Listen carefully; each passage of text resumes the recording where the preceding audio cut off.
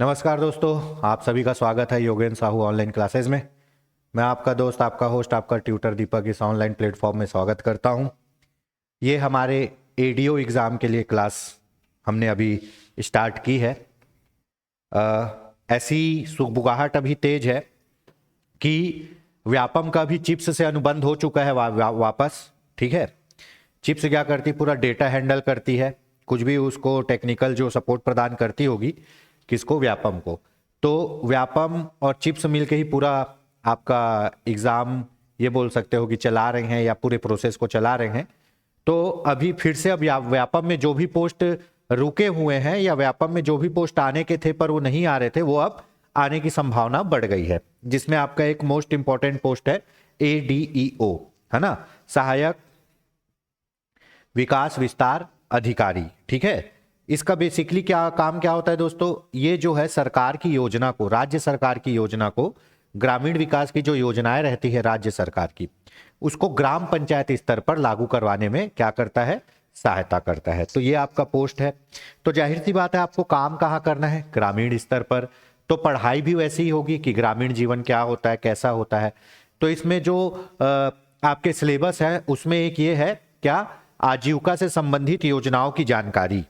ठीक है, आजीविका से संबंधित योजनाओं की जानकारी मतलब आजीविका बोल सकते हो। ठीक है, तो हमको आजीविका के बारे में पढ़ना है, क्या होता है आजीविका, और उसके बाद कृषि, कृषि के बाद हरित क्रांति, ये सब का अपन आज अध्ययन करेंगे। ठीक है, बहुत बढ़िया क्लास होने वाली है। हरित क्रांति थोड़ा समय लेके और डिटेल में पढ़ेंगे, क्योंकि ये हमेशा किसी ना किसी एग्जाम में पूछता है। तो एक बार पढ़ो और अच्छे से पढ़ो। ठीक है, तो दोस्तों ये एडीओ की क्लास हम स्टार्ट करते हैं। ठीक है, तो आज पढ़ेंगे हम आजीविका। आजीविका का मतलब क्या होता है, देखो पढ़ने का एक सबसे बेस्ट तरीका है दोस्तों, क्या पढ़ रहे हैं उसके बारे में जान जाना। ठीक है, एक कहावत है कि दुश्मन के बारे में जान जाना आधी जंग जीत जाना है। ठीक है, तो सेम वैसे ही वही कहावत यहां पे अपन लागू करते हैं कि ये आजीविका होता क्या है। ठीक है, क्यों इसको पढ़ रहे हैं, और फिर इसमें कृषि आएगा कैसे।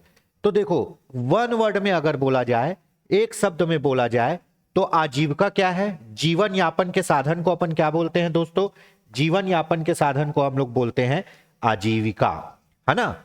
अगर जीवन यापन के साधन को बोलते हैं हम लोग आजीविका। अगर मैं क्या करता हूं, अगर मैं मान लो खेती करता हूं, है ना, तो मेरी आजीविका का साधन क्या है, मेरी आजीविका का साधन खेती है। ठीक है, अगर मान लो मैं टीचर हूं, है ना, तो मेरी आजीविका का साधन क्या है, टीचरशिप है। अगर मान लो मैं गवर्नमेंट जॉब में हूं, तो मेरी आजीविका का साधन क्या है, नौकरी है।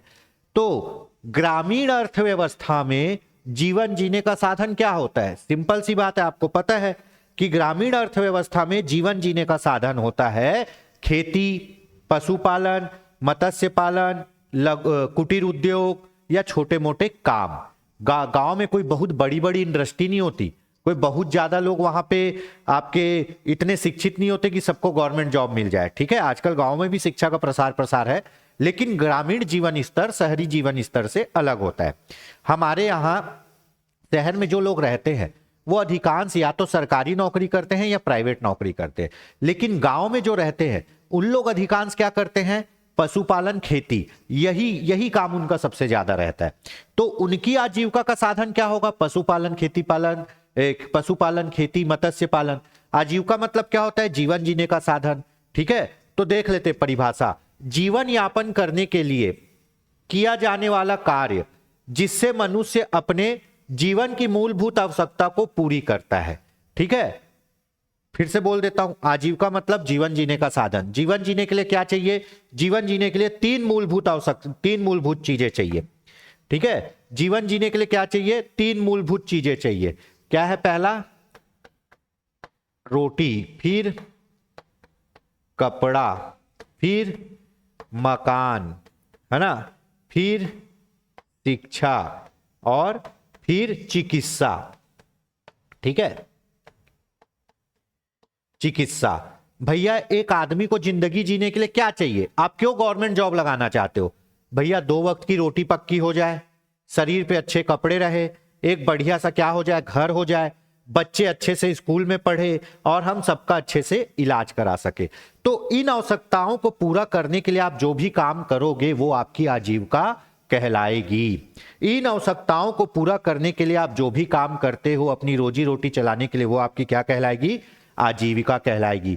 तो यहां तक क्लियर हो गया। आजीविका जीवन जीने का साधन, परिभाषा जीवन यापन के लिए किया जाने वाला कार्य जिससे मनुष्य अपने जीवन की मूलभूत आवश्यकता को पूरी करता है। मूलभूत आवश्यकता क्या क्या है? रोटी, कपड़ा, मकान, शिक्षा, चिकित्सा, और भी बहुत सी चीज है लेकिन ये मूलभूत है।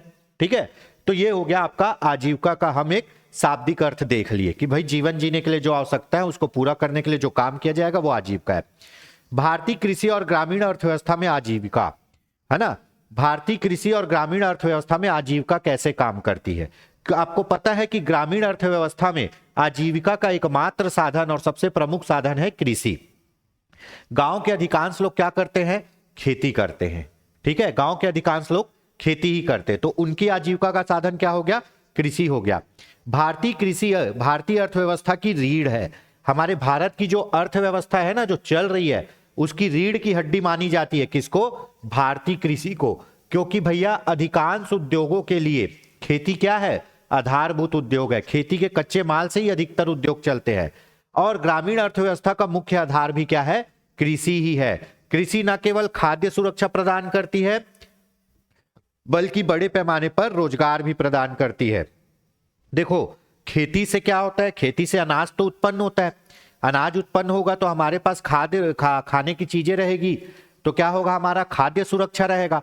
खाद्य सुरक्षा मतलब हमारे पास खाने पीने की चीजें हो। ठीक है, खाद्य सुरक्षा अधिनियम लाया गया ना 2012 में, ठीक, जिसके तहत क्या किया गया? जिसके तहत आपका राशन कार्ड और फ्री अनाज बांटा गया, है ना, हम लोग पढ़ते हैं ना। ठीक है, चलिए, कृषि ना केवल खाद्य सुरक्षा प्रदान करती है बल्कि बड़े पैमाने पर रोजगार भी प्रदान करती है। क्या करती है? रोजगार भी प्रदान करती है। देखिए, अगर असंगठित क्षेत्र में भारत में सबसे ज्यादा रोजगार प्रदान कहां होगा पूछेंगे तो कृषि क्षेत्र में। लेकिन संगठित क्षेत्र में, उद्योग क्षेत्र में अगर पूछेगा तो कौन सा उद्योग सबसे ज्यादा रोजगार देता है? कपड़ा उद्योग। लोहा उद्योग मत लगा देना। भारत में ऐसा उद्योग, क्योंकि कृषि उद्योग नहीं है, अगर उद्योग पूछेगा तो भारत में ऐसा उद्योग जो सबसे ज्यादा रोजगार देता है वो कौन सा उद्योग है? कपड़ा उद्योग। और क्षेत्र पूछेगा तो कृषि है। ठीक है, चलिए, रोजगार भी प्रदान करती है। भारतीय ग्रामीण क्षेत्रों में आजीविका का मुख्य स्रोत कृषि ही है ना। भारतीय क्षेत्रों में आजीविका का मुख्य स्रोत क्या है जी? कृषि है। आजीविका मतलब जीवन जीने के साधन के रूप में क्या काम करते हैं अधिकांश लोग? खेती करते हैं। ठीक है, चलिए, ये एक चीज है ना। जो भी चीजें अपने को इंपॉर्टेंट लगी है अपन बीच बीच में उसको समाहित करते गए हैं। मोस्ट इंपॉर्टेंट आपका लाइन, कृषि कौन सी सूची का विषय है जी? राज्य सूची का। आप संविधान में पढ़े हो अनुसूची 7। कौन सी? अनुसूची 7। अनुसूची 7 क्या है? शक्तियों का विभाजन, है ना, शक्तियों का विभाजन। ठीक है, इसमें 3 टाइप की सूची है। पहला क्या है? केंद्र सूची। दूसरा क्या है? राज्य सूची। और तीसरा क्या है? समवर्ती सूची। ठीक है, समवर्ती सूची, है ना। अनुसूची कितनी अपने यहां जो 12 अनुसूची है उसमें कितने 7वीं अनुसूची में क्या है? केंद्र और राज्यों के शक्तियों का विभाजन। और 7वीं अनुसूची के अंदर कितनी सूची है? 3 सूची है। केंद्र सूची, राज्य सूची, समवर्ती सूची। एक चौथा आता है अवशिष्ट सूची। कौन सा? अवशिष्ट सूची। ठीक है, अवशिष्ट सूची। केंद्र सूची ओवरव्यू बता रहा हूं, ये पॉलिटी की क्लास नहीं है, अपन ओवरव्यू बता रहे। केंद्र सूची, इसमें जो भी विषय रहेंगे उस पर कानून बनाने का अधिकार किसको होगा? केंद्र सरकार को, दिल्ली वालों को। राज्य सूची, इसमें जो भी विषय रहेंगे इस पर कानून बनाने का अधिकार किसको होगा? राज्य सरकार को। किसको? स्टेट वालों को, मुख्यमंत्री को। समवर्ती सूची, इसमें जो भी विषय रहेंगे उसमें केंद्र सरकार भी कानून बना सकती है, राज्य सरकार भी कानून बना सकती है। पर दोनों में अगर लड़ाई हो गया तो कानून कौन बनाएगा? कानून बनाएगा आपका केंद्र सरकार। ठीक है, अवशिष्ट सूची, जो ये तीनों सूचियों में नहीं है वो किस में आएगा? अवशिष्ट सूची में। और अवशिष्ट सूची में भी कानून कौन बनाता है? केंद्र सरकार बनाती है। तो यहां कृषि जो है, कृषि है राज्य सूची का विषय। तो कृषि के संबंध में कानून कौन बनाता है जी? कृषि के संबंध में कानून बनाता है राज्य सरकार। ठीक है, पंचायती राज भी कौन सी सूची का विषय है? पंचायती राज भी राज्य सूची का विषय है। तो पंचायती राज के लिए भी कानून कौन बनाएगा? राज्य सरकार बनाएगा। ठीक है, चलिए अब देखते हैं भारतीय कृषि की ग्रामीण अर्थव्यवस्था में भूमिका।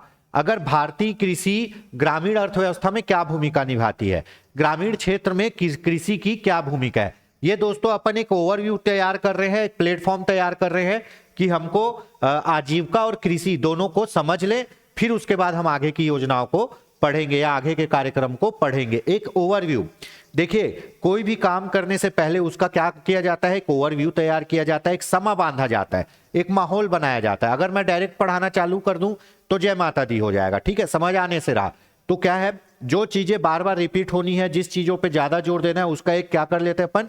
प्लेटफॉर्म तैयार कर लेते हैं। अपना प्लेटफॉर्म क्या है? जीवन जीने का साधन, जिसको बोलते हैं आजीविका, और जीवन जीने के साधन के रूप में क्या है? खेती। और खेती के लिए सबसे बड़ा जो क्रांति आया था क्या था? हरित क्रांति। यही तीन चीज आज पढ़ना है, तो वो प्लेटफॉर्म आप तैयार हो रहा है ना। भारतीय कृषि ग्रामीण अर्थव्यवस्था में क्या भूमिका निभाती है? सबसे पहले आपको पता है क्या देते हैं? ग्रामीण क्षेत्र में रोजगार का मुख्य स्रोत क्या है? कृषि है ना। गांव का विकास किससे होता है? खेती बाड़ी से ही होता है। गांव के लोगों को खाने की चीजें कहां से मिलती है? खेती बाड़ी से ही मिलती है, हमको भी वहीं से मिलती है ना। बाकी उद्योगों के लिए कच्चे माल कहां से मिलते हैं? खेती से ही मिलते हैं। अब मान लो गन्ना उद्योग है, तो गन्ना उद्योग को कच्चा माल कहां से मिलेगा? खेत से मिलेगा गन्ना, है ना। चावल उद्योग को कहां से मिलेगा? खेत से मिलेगा। गेहूं उद्योग को कहां से मिलेगा? खेत से मिलेगा। बहुत से जो फूड प्रोसेसिंग यूनिट है उनके लिए कच्चा माल क्या होता है? उनके कच्चा माल खेती प्रोडक्ट होता है।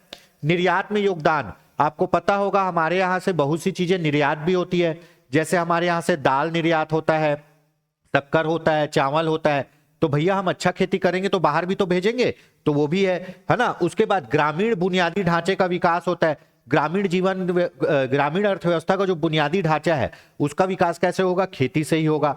ठीक है, इन्हीं सब बातों को ध्यान में रखकर महात्मा गांधी जी का एक कथन है दोस्तों। इन्हीं सब बातों को ध्यान में रखकर महात्मा गांधी जी का एक कथन है। महात्मा गांधी जी कहते थे कृषि भारत की आत्मा है। महात्मा गांधी जी कहते थे कि जो ओरिजिनल भारत है वो गांव में निवास करता है। अगर भारत को जानना है तो भारत के गांव में जाओ। ठीक है, महात्मा गांधी जी ग्रामीण अर्थव्यवस्था के बहुत बड़े हितैषी थे, या बोल सकते हो बहुत बड़े क्या थे? पैरवी करता थे। वो ग्रामीण अर्थव्यवस्था को बढ़ाने के लिए, आगे बढ़ाने के लिए बहुत प्रयासरत थे। ठीक है, इसीलिए महात्मा गांधी के विचारों को कहां शामिल किया गया? संविधान में राज्य के नीति निर्देशक तत्वों में शामिल किया गया है गांधीवादी विचारों को। ठीक है, तो गांधीवादी जी गांव के बहुत प्रेमी थे। गांधी जी कहते थे कृषि भारत की आत्मा है, और गांधी जी कहते थे कि अगर भारत को देखना है तो कहां जाओ? गांव में जाओ। ओरिजिनल भारत कहां बसता है? गांव में बसता है। ठीक है, चलिए होप सो आप लोग को समझ में आ रहा होगा। चलिए ये देख लेते एक फैक्ट, भारत की लगभग कितनी जनसंख्या? हम लोग जितने लोग हैं ना उसमें से 58% जनसंख्या, कितनी? 58% जनसंख्या कृषि और उससे जुड़ा रोजगार करती है। कहां पे जी? भारत में। भारत में 58% जनसंख्या कृषि से संबंधित। इसका मतलब ये नहीं है कि पूरे 58 लोग खेत जोत रहे हैं, ऐसा नहीं है। कुछ लोग खेती कर रहे हैं, कुछ लोग कृषि या उससे संबंधित काम कर रहे हैं, है ना। तो खेती से संबंधित अन्य काम भी होता है, जैसे खेतों में मजदूरी करना, ट्रैक्टर चलाना, खेती वाला ट्रैक्टर चलाना, है ना, पशु चराना, ये सब खेती में ही आ जाता है। तो खेती या उससे संबंधित काम करते हैं कितने लोग? 58% लोग। छत्तीसगढ़ की कितनी जनसंख्या? जितनी जनसंख्या है उसका 80%, छत्तीसगढ़ की जितनी जनसंख्या है उसका 80% जनसंख्या कृषि और जुड़ा कार्य करता है। अगर भारत में पूछेगा कि भारत की कुल जनसंख्या का कितने प्रतिशत लोग खेती करते हैं, खेती या उससे जुड़ा कार्य करते हैं, तो उसमें आएगा 58%। और अगर पूछेगा छत्तीसगढ़ में, ठीक है, छत्तीसगढ़ में कितने प्रतिशत लोग खेती और उससे जुड़ा कार्य करते हैं, तो 80% लोग खेती और उससे जुड़ा कार्य करते हैं। अभी 14 नवंबर से अपने यहां धान खरीदी भी चालू हो गया है ना। 14 नवंबर से अपने यहां धान खरीदी भी चालू हो गया है। ठीक है, चलिए आगे देखते हैं। कृषि क्षेत्र, विश्व के क्षेत्रफल के 11% भूभाग में खेती की जाती है। ठीक है, पृथ्वी पर जितना जमीन है उसके कितने प्रतिशत भाग में? 11%, है ना। विश्व बोल रहा है मतलब पूरा पृथ्वी मान लो। पूरे विश्व में जितना जमीन है उसके 11% भूभाग पर खेती की जाती है। भारत का जितना क्षेत्रफल है ना, भारत का जितना क्षेत्रफल है ना, 32,83,263 कुछ वर्ग किलोमीटर है ना, 32 लाख ऐसा कुछ है। तो उसमें 51% भूभाग पर खेती की जाती। भारत के पास जितनी खेती जमीन है उसके 51% भूभाग पर खेती की जाती है। ठीक है, भारत में क्या होता है, हमारे यहाँ तो जमीन ज्यादा समतल नहीं है। ठीक है, और बहुत छोटे छोटे क्या है, जोत के आकार। जोत के आकार मतलब जो खेत का आकार है हमारे यहाँ बहुत छोटा है। ठीक है, वही आप ऑस्ट्रेलिया में चले जाओ, ठीक है, न्यूजीलैंड में चले जाओ, वहां बहुत ज्यादा बड़ी बड़ी जमीनें हैं, वहां मेड़ वेड़ नहीं होता है, पूरा प्लेन जमीन रहता है, और एक आदमी 100-100 एकड़ में ऐसी अकेला खेती कर लेता है। क्यों? मशीनों की सहायता से, बड़ी बड़ी मशीनों की सहायता से। मतलब ऐसे बड़े बड़े मशीन देखने को आपको मिलेंगे कि एक आदमी 100-150 एकड़ में आराम से खेती कर लेता है। हमारे यहाँ तो खेती की जमीन बराबर नहीं है और जोत का आकार बहुत छोटा है, समतल भूमि नहीं है। हमारे यहाँ तो 5 एकड़ जमीन पे एक आदमी खेती नहीं कर पाएगा, उसके लिए भी उसको 50 आदमी लग जाते हैं। ठीक है, तो भैया वहां पे बहुत हाईटेक खेती होती है ना, ऑस्ट्रेलिया और बाहर विदेशों में। वहां एक आदमी बहुत ज्यादा अकेले मशीनों की सहायता से 100-100 एकड़ में खेती कर लेता है। ठीक है, तो हमारे यहाँ कुल क्षेत्रफल का कितना प्रतिशत भूभाग खेती योग्य है? 51, और विश्व में कितना है? 11। ठीक है, चलिए आगे बढ़ते हैं। अब देख लेते हैं कृषि अर्थव्यवस्था के प्राथमिक क्षेत्र के अंतर्गत आती है। इसको थोड़ा सा समझ लीजिए, ये हमेशा पूछता है, थोड़ा सा कंफ्यूजन इसमें रहता है लेकिन है सरल ये, है ना। ये पूछा जाता है, आप इकोनॉमिक्स पढ़ोगे उसमें भी ये काम आएगा। ठीक, आप इकोनॉमिक्स पढ़ोगे उसमें भी ये काम आएगा। ठीक है, कृषि अर्थव्यवस्था के प्राथमिक क्षेत्र के अंतर्गत आती है। अर्थव्यवस्था को अगर हम बांटते हैं तो 3 क्षेत्र में बांटते हैं। ठीक है, मैं इसको आपको एक बढ़िया उदाहरण से बताता हूं। मान लो भारत की अर्थव्यवस्था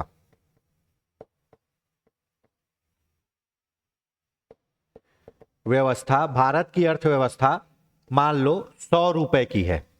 ठीक है, भारत की पूरी अर्थव्यवस्था का मूल्य 100 रुपए है। ठीक, इसमें प्राथमिक क्षेत्र से कितना आएगा? प्राथमिक क्षेत्र से आएगा 15 रुपए। ठीक है, द्वितीयक क्षेत्र से कितना आएगा? द्वितीयक क्षेत्र से आएगा आपका 30 रुपए मान लो। तृतीयक क्षेत्र से कितना आएगा? तृतीयक क्षेत्र से आएगा आपका 55 रुपए, है ना, ये मान लो। ठीक है, तो अर्थव्यवस्था को 3 क्षेत्रों में बांटा जाता है, प्राथमिक, द्वितीयक और तृतीयक। ठीक है, टाइप 1 के अनुसार देखते हैं, अर्थव्यवस्था को 3 क्षेत्रों में बांटा जाता है, प्राथमिक, द्वितीयक और तृतीयक। प्राथमिक क्षेत्र क्या होता है? वो क्षेत्र या वो संसाधन जो हमको प्रकृति से मिलते हैं, वो संसाधन जो हमको प्रकृति से मिलते हैं, प्रकृति पृथ्वी हमको देती है, उसको बोलते हैं प्राथमिक क्षेत्र। इसमें हम लोग कुछ प्रोसेस नहीं करते हैं, कुछ बनाते नहीं हैं, उत्पादन करते हैं जो पृथ्वी हमको देती है। तो प्राथमिक क्षेत्र में क्या आता है? प्रकृति के द्वारा प्रदत्त साधन, जैसे कृषि, आप बीज बो दिए तो फसल खुद बनाते हो कि जमीन की उर्वरक शक्ति से फसल बनता है ना? हाँ, तो कौन दे रहा है? प्रकृति दे रही है। तो कृषि, पशुओं को आप पालते हो, है ना, पशुओं को आप पालते हो, लेकिन वो जिंदा कैसे है? वो जिंदा प्रकृति के द्वारा है, तो वो भी किस में आ गया? पशुपालन। मत्स्य पालन, नदी में मछली बह रही है, उसको कोई डाल रहा है क्या चारा? या अगर आप मछली पालते भी हो तो आप चारा डाल दिए, लेकिन वो जिंदा कैसे? अपने आप से। आप उसको मशीन से बनाए हो क्या? नहीं बनाए हो, तो मत्स्य पालन। आप बीज डाल दिए, उसके बाद पेड़ उग रहे हैं, वन और वानिकी, लकड़ी, उसके बाद आप जमीन से कुछ खोद के निकाल रहे हो, उसको आप बना के दबाए हो क्या? नहीं, वो तो जमीन बनाई है ना, तो खनन और उत्खनन। तो प्राथमिक क्षेत्र में याद रखिएगा, एकदम सिग्मा रूल है, प्राथमिक क्षेत्र में उन सब चीजों को समाहित किया जाता है जो प्रकृति हमें देती है। प्राथमिक क्षेत्र में उन सब चीजों को समाहित किया जाता है जो प्रकृति हमें देती है, प्रकृति प्रदत्त है। ठीक है, द्वितीयक क्षेत्र में उन सब चीजों को समाहित किया जाता है जिसको हम उत्पादन करते हैं। द्वितीयक क्षेत्र में उन सब चीजों को समाहित किया जाता है जिसको हम प्लांट के द्वारा या प्रोसेस के द्वारा बनाते हैं। तृतीयक क्षेत्र में उन सब चीजों को शामिल किया जाता है जिसको हम बनाए हैं और यूज करते हैं बार बार। तृतीयक क्षेत्र में उन सब चीजों को शामिल किया जाता है जिसको हम बनाए हैं और यूज करते हैं बार बार। ठीक है, तो याद रखिएगा 3 क्षेत्र में बांटा जाता है, प्राथमिक क्षेत्र, द्वितीयक क्षेत्र, तृतीयक क्षेत्र। तो तो कृषि किस में आता है? कृषि तो प्रकृति प्रदत्त है ना भाई, प्रकृति दे रही है, तो कृषि आता है प्राथमिक क्षेत्र के अंतर्गत, है ना। तो प्राथमिक क्षेत्र में क्या क्या आता है, ये नाम आपको याद रहना चाहिए। सीधी सी बात है, जो भी चीजें प्रकृति दे रही है सब प्राथमिक क्षेत्र में। कृषि, पशुपालन, मत्स्य पालन, है ना। उसके बाद वन, वानिकी, लकड़ी, खनन और उत्खनन, ठीक है। ये हो गया प्राथमिक क्षेत्र। द्वितीयक क्षेत्र में उत्पादन, निर्माण और विनिर्माण। अगर आप किसी चीज को बनाते हो, उसका निर्माण करते हो या विनिर्माण करते हो, ये द्वितीयक क्षेत्र में। तृतीयक क्षेत्र को बोलते हैं सेवा क्षेत्र। सेवा क्षेत्र मतलब जो आपको सर्विस देती है। अब आप बैंक गए, है ना, बैंक में आपको क्या मिलता है? सेवा मिलता है। हॉस्पिटल गए, हॉस्पिटल में क्या मिलता है? सेवा मिलता है। स्कूल गए, स्कूल में क्या मिलता है? सेवा मिलता है ना। होटल गए, होटल में क्या मिलता है? सेवा मिलता है। बीमा कंपनी में गए, क्या मिलता है? सर्विस मिलता है। टेलीफोन कंपनी में गए, क्या मिलता है? सर्विस मिलता है। वहां आपको, आप अगर 200 का रिचार्ज करते हो तो वो 200 के बदले आपको कुछ देता है क्या? नहीं देता। 200 रुपए की बात करने की सर्विस देता है, ठीक है। आप अस्पताल जाते हो तो आप पैसा देते हो, उसके बदले आपको क्या मिलता है? इलाज मिलता है। इलाज को देख पाते हो क्या आप? नहीं, वो एक सर्विस है। सर्विस क्या करता है? सुविधा देता है। इसको आप देख नहीं सकते हो, ठीक है। मोस्टली हम इसको देख नहीं पाते।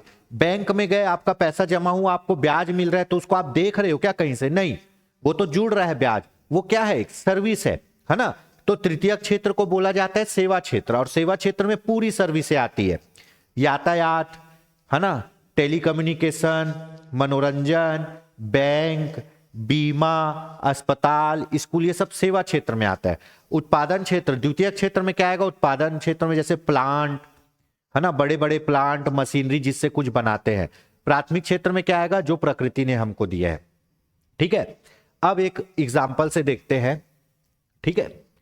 हमने क्या किया? आयरन खोद के निकाला। क्या खोद के निकाला? आयरन, है ना। खनन और उत्खनन है ना, आयरन खोद के निकाला।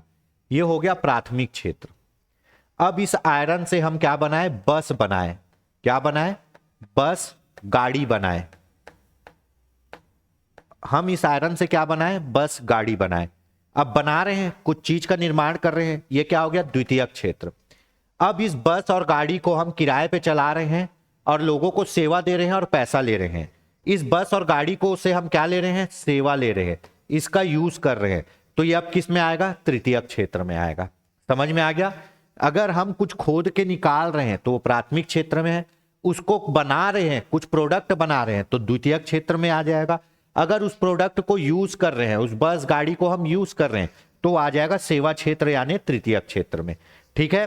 तो इन्हीं तीनों क्षेत्रों में अपने किसको बांटते हैं हम लोग? अर्थव्यवस्था को बांटते हैं, ठीक है। जीडीपी में मान लो हमारी अगर 100 रुपए की जीडीपी है ना, हमारी जीडीपी, ठीक है, जीडीपी 100 रुपए की है, तो अधिकांश उसमें आपका, ठीक है, प्राथमिक क्षेत्र, द्वितीयक क्षेत्र, तृतीयक क्षेत्र, तृतीयक क्षेत्र का हिस्सा 56% या उसके आसपास रहता है, आप हमेशा देखना, ठीक है। प्राथमिक क्षेत्र का 13 से 15% तक रहता है, ठीक है, 13 से 15% तक। उसके बाद 36 से 38% तक द्वितीयक क्षेत्र का हिस्सा रहता है, हमेशा देखना, ठीक है। तो ऐसे हमारे जीडीपी का वैल्यू निकाला जाता है। तो ये टाइप 1 है, प्राथमिक क्षेत्र, द्वितीयक क्षेत्र, तृतीयक क्षेत्र। अब इसी को और थोड़ा अंदर डीपली जाएंगे, यहां से क्वेश्चन बनता है अर्थव्यवस्था के क्षेत्र। अगर उसको प्राथमिक, द्वितीयक और तृतीयक से हटा के कृषि क्षेत्र, उद्योग क्षेत्र और सेवा क्षेत्र बोलेंगे तो कहानी थोड़ी सी अलग हो जाती है। देखिए, कृषि क्षेत्र बोलेगा तो कृषि क्षेत्र में क्या आता है?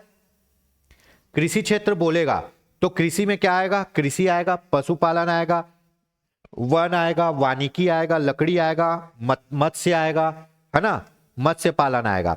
यहां पे खनन और उत्खनन नहीं आएगा, क्योंकि खनन और उत्खनन, देखो, खनन और उत्खनन प्राथमिक क्षेत्र में है। क्यों? क्योंकि ये प्रकृति से प्रदत्त है। खनन और उत्खनन प्राथमिक क्षेत्र में है क्योंकि ये प्रकृति से प्रदत्त है। लेकिन जब दूसरे टाइप में देखोगे, कृषि क्षेत्र की बात करेगा तो खनन और उत्खनन कृषि में नहीं आएगा। क्यों? क्योंकि किसी चीज को खोद के निकालना कृषि नहीं है। है ना। पशुपालन किस कृषि में आता है, मत्स्य पालन कृषि में आता है, मधुमक्खी पालन कृषि में आता है, ठीक है। जंगल वन वानिकी कृषि में आता है, पर खनन और उत्खनन कृषि में नहीं आता है। खनन और उत्खनन आता है उद्योग क्षेत्र में। क्यों? क्योंकि माइनिंग जो होता है ना, माइनिंग कंपनी, वो क्या होती है, इंडस्ट्री होती है, उद्योग होती है। जो बड़ी बड़ी कंपनियां खोद के निकालती ना, जैसे अपने यहाँ क्या है एनएमडीसी, वो कंपनी है, वो एग्रीकल्चर नहीं है, वो कंपनी है। इसलिए खनन और उत्खनन जब उद्योग क्षेत्र लेंगे तो किसमें आ जाएगा, उद्योग क्षेत्र में, है ना। लेकिन जब प्राथमिक क्षेत्र बोलेगा तो खनन और उत्खनन प्रकृति से प्रदत्त है, इसलिए प्राथमिक क्षेत्र में जाएगा। जब उसको और कैटेगराइज करेगा, बोलेगा कृषि क्षेत्र, तो कृषि क्षेत्र में खनन और उत्खनन नहीं आएगा, उस समय खनन और उत्खनन उद्योग क्षेत्र में आ जाएगा, ठीक है। एक मोस्ट इंपॉर्टेंट, खतरनाक रसायन भी उद्योग क्षेत्र में आता है ना, ये पूछा गया एक बार। सेवा क्षेत्र में सेम टू सेम, पूरी सेवाएं किस में आएगी, सेवा क्षेत्र में, है ना। अगर इसको प्राथमिक क्षेत्र बोल दिया जाएगा, है ना, कृषि को प्राथमिक क्षेत्र बोल दिया जाएगा तो खनन और उत्खनन ऊपर चल जाएगा। अगर कृषि क्षेत्र बोला जाएगा तो खनन और उत्खनन नीचे आ जाएगा। इसी को क्या बोलते हैं हम लोग, द्वितीयक क्षेत्र। प्राथमिक के बाद द्वितीयक क्षेत्र, उद्योग क्षेत्र को। अगर द्वितीयक क्षेत्र बोलेगा तो खनन और उत्खनन ऊपर चल जाएगा, उद्योग क्षेत्र बोलेगा तो खनन और उत्खनन नीचे आ जाएगा।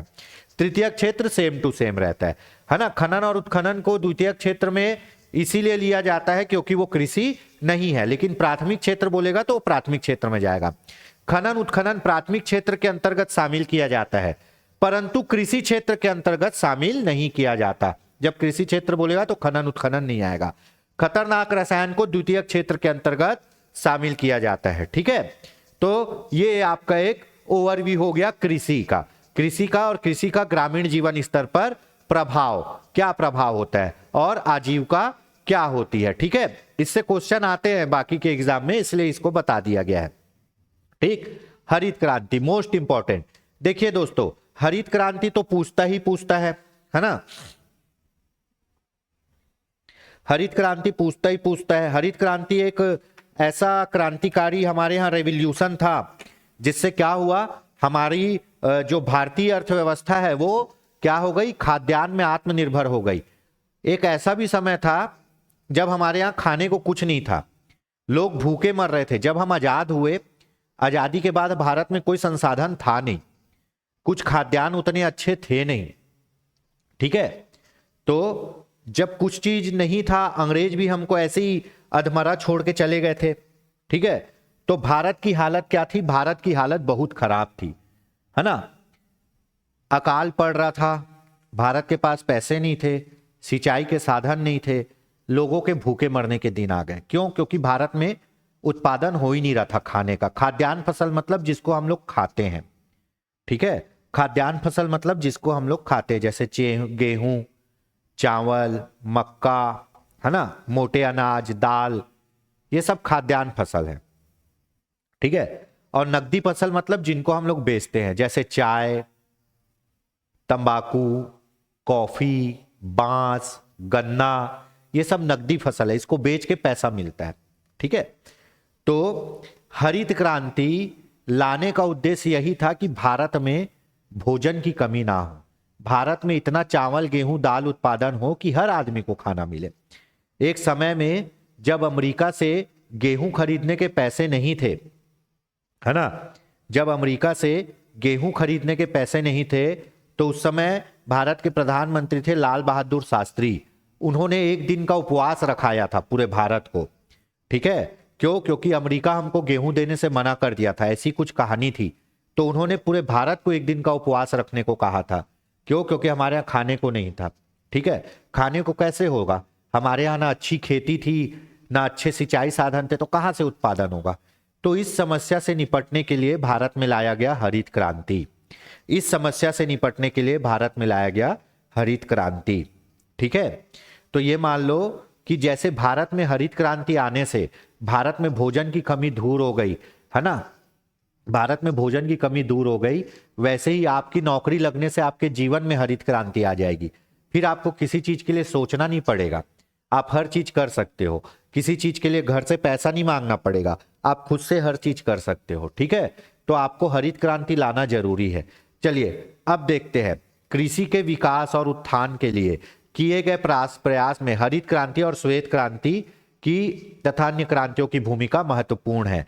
देखिए दोस्तों, कृषि के विकास में तो नो डाउट, कृषि के विकास में तो नो डाउट किसकी, हरित क्रांति की भूमिका बहुत महत्वपूर्ण है। अमेरिकी वैज्ञानिक डॉक्टर विलियम गैड ने अधिक उपज देने वाली किस्मों के संदर्भ में सर्वप्रथम 1968 में हरित क्रांति शब्द का प्रयोग किया। पहला नाम कौन, विलियम गैड, पहला नाम विलियम गैड। ये क्या किए थे, ये हरित क्रांति शब्द के जन्मदाता है। कब, 1968 में। ये हरित क्रांति शब्द के जन्मदाता है कौन, विलियम गैड, 1968 में। भारत में तृतीय पंचवर्षीय योजना के अंतिम दो वर्षों में देशव्यापी सूखे का प्रभाव कृषि उत्पादन में पड़ा, अतः देश को खाद्यान्न उत्पादन में आत्मनिर्भर बनाने के लिए वर्ष 1966-67 में योजना अवकाश के समय कृषि क्षेत्र में विकास के लिए एक रणनीति अपनाई गई। इसके तहत निम्न काम किए गए, इसी को कहते हैं हरित क्रांति। देखिए क्या हुआ, ठीक है, तीसरी पंचवर्षीय योजना है ना, तीसरी पंचवर्षीय योजना क्या हो गई, फेल हो गई, असफल हो गई। तीसरी पंचवर्षीय योजना, तीसरी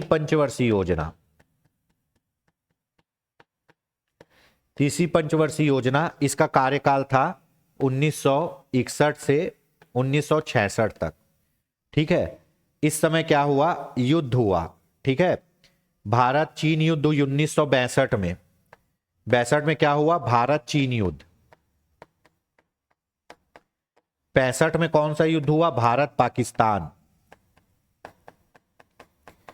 अब परिणाम स्वरूप क्या हुआ, भारत के पूरे पैसे किस में खत्म हो गए, युद्ध में, और भारत के पास विकास करने के लिए पैसा नहीं था, इसीलिए ये योजना असफल हो गई। ये पूछा जाता है कई बार। तृतीय पंचवर्षीय योजना के असफल होने के कारण सबसे पहले क्या, सूखा पड़ा और दो युद्ध हो गए, भारत चीन युद्ध और भारत पाक युद्ध। फलस्वरूप क्या हुआ, हमारी कृषि व्यवस्था पूरी टूट गई, कृषि व्यवस्था चरमरा गई, देश में खाने को अनाज नहीं था। अब क्या किया जाए, क्या किया जाए, क्या किया जाए, कुछ तो ऐसा किया जाएगा जिससे उत्पादन बढ़े, है ना, कुछ तो ऐसा किया जाएगा तो जिससे उत्पादन बढ़े। तो तीसरी पंचवर्षीय योजना समाप्त कब हुई, 1966 में। चौथी पंचवर्षीय योजना को 66 में चालू हो जाना था, पर चालू नहीं हुई। चौथी पंचवर्षीय योजना 66 में चालू नहीं हुई। क्यों, क्योंकि उस समय हालात इतने खराब थे कि पंचवर्षीय योजना लागू नहीं कर पाए। तो उस साल एक एक साल के लिए 3 अलग अलग योजना लागू किए, उसी को बोलते हैं योजना अवकाश। उसी को क्या बोलते हैं, योजना अवकाश। वो 3 साल जिसमें पंचवर्षीय योजना लागू नहीं की गई, 1966 से, है ना, 1966 से 1969 तक कोई भी पंचवर्षीय योजना लागू नहीं की गई। इसी को बोलते हैं क्या, योजना अवकाश का काल, योजना अवकाश, योजना अवकाश का काल, ठीक है। क्यों, क्योंकि कोई पंचवर्षीय योजना लागू नहीं की गई। कब, 66 से 69 तक, है ना। इन 3 साल में एक एक साल की योजना बनाई गई, 1 साल की योजना, फिर 1 साल की योजना, फिर 1 साल की योजना, इसी को बोलते हैं योजना अवकाश। और यही योजना अवकाश में 1966-67 में क्या लागू किया गया, हरित क्रांति।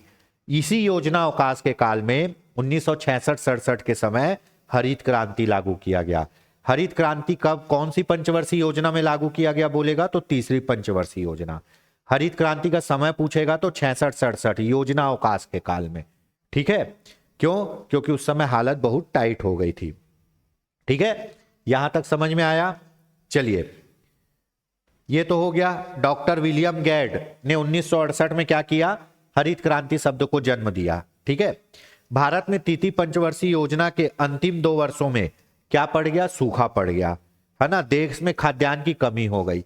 देश को खाद्यान्न में आत्मनिर्भर बनाने के लिए योजना अवकाश का काल, योजना अवकाश का काल आपका कब से चालू होता है, योजना अवकाश का काल आपसे चालू होता है 1966 से 1969, और इसी दौरान, है ना, 1966-67 में क्या लागू हुआ, क्या लागू हुआ, हरित क्रांति। और इसके तहत क्या क्या उपाय किए गए, हरित क्रांति में क्या क्या उपाय किए गए वो देख लेते हैं, ठीक है।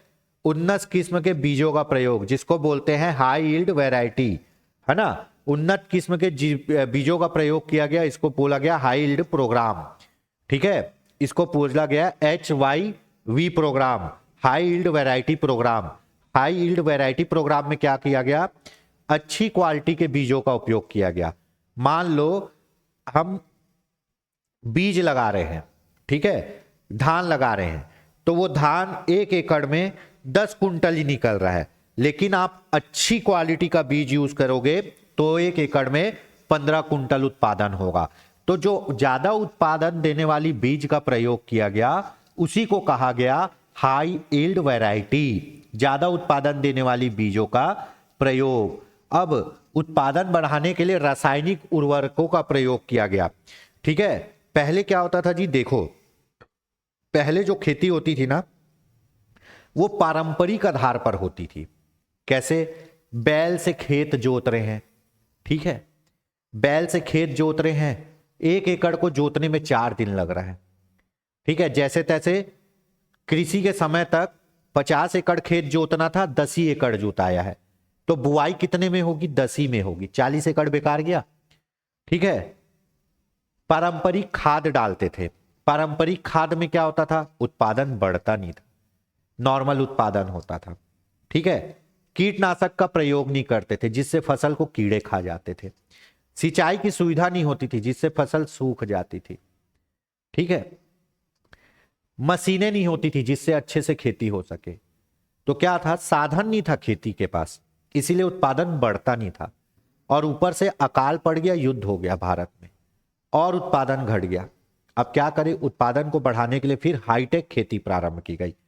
पारंपरिक तरीकों को छोड़कर आधुनिक तरीकों को खेती में अपनाया गया, उसी को कहा गया हरित क्रांति। पारंपरिक तकनीकों को छोड़कर आधुनिक तरीकों को खेती में अपनाया गया, उसी को कहा गया हरित क्रांति। तो इसमें सबसे पहले तो उन्नत किस्म के बीजों का प्रयोग किया गया, मतलब बहुत अच्छी क्वालिटी के बीज का प्रयोग किया गया जिससे उत्पादन बढ़े। रासायनिक उर्वरकों का प्रयोग किया गया, रासायनिक खादों का, जैसे यूरिया और भी बहुत चीज आता है ना, उससे क्या होता है, उससे उत्पादन बढ़ता है। कीटनाशकों का प्रयोग किया गया, खरपतवार और कीड़ों को मारने के लिए कीटनाशक डाले गए। आधुनिक कृषि यंत्रों का प्रयोग किया गया, ट्रैक्टर, रोटावेटर, हार्वेस्टर, है ना, ऐसे बहुत से यंत्र आते हैं, सबका प्रयोग किया गया। ठीक है, सिंचाई सुविधा का विस्तार किया गया, है ना, भूमि का संरक्षण किया गया, मृदा परीक्षण किया गया। मृदा परीक्षण से क्या होता है, यह पता चल जाता है कि इस भूमि में कौन सा फसल अच्छा होगा। ठीक है, कृषि के क्षेत्र में अनुसंधान और प्रशिक्षण दिया गया। कृषि के संबंध में क्या किया गया, आपका प्रशिक्षण दिया गया, बोला भाई ऐसे खेती करो, ऐसे खेती करोगे तो ज्यादा उत्पादन होगा। तो कुल मिला के जो पारंपरिक चीजें हैं उसको हटा करके आधुनिक चीजों का प्रयोग क्या किया गया, हरित क्रांति लाया। पहले हम क्या करते थे, पहले हम ब्लैक बोर्ड में लिखते थे, फिर ग्रीन बोर्ड आया, चौक से लिखते थे, मिटाते थे, फिर लिखते थे, मिटाते थे, ज्यादा स्पीड पढ़ा नहीं पाते थे। अब इसमें PDF लगा दो, अगर इतना ही चीज मैं लिखता ब्लैक बोर्ड में तो कितना समय लगता, है ना। तो उसके बदले में टाइप करा के यहां डलवा दिया, PDF से पढ़ा रहा हूं, स्पीड बढ़ गई।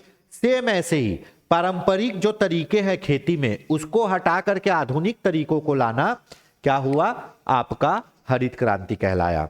ठीक है, चलिए, तो हरित क्रांति के लिए क्या क्या हुआ, ये हाई यील्ड वैरायटी पूछता है ना भैया, हाई यील्ड वैरायटी में क्या किया गया, उन्नत बीजों का प्रयोग किया गया, रासायनिक उर्वरकों का प्रयोग किया गया, कीटनाशकों का प्रयोग किया गया, आधुनिक कृषि यंत्रों का प्रयोग किया गया, सिंचाई सुविधा का विस्तार किया गया, भूमि संरक्षण किया गया, मृदा संरक्षण किया गया और कृषि के संबंध में प्रशिक्षण और शिक्षण दिया गया।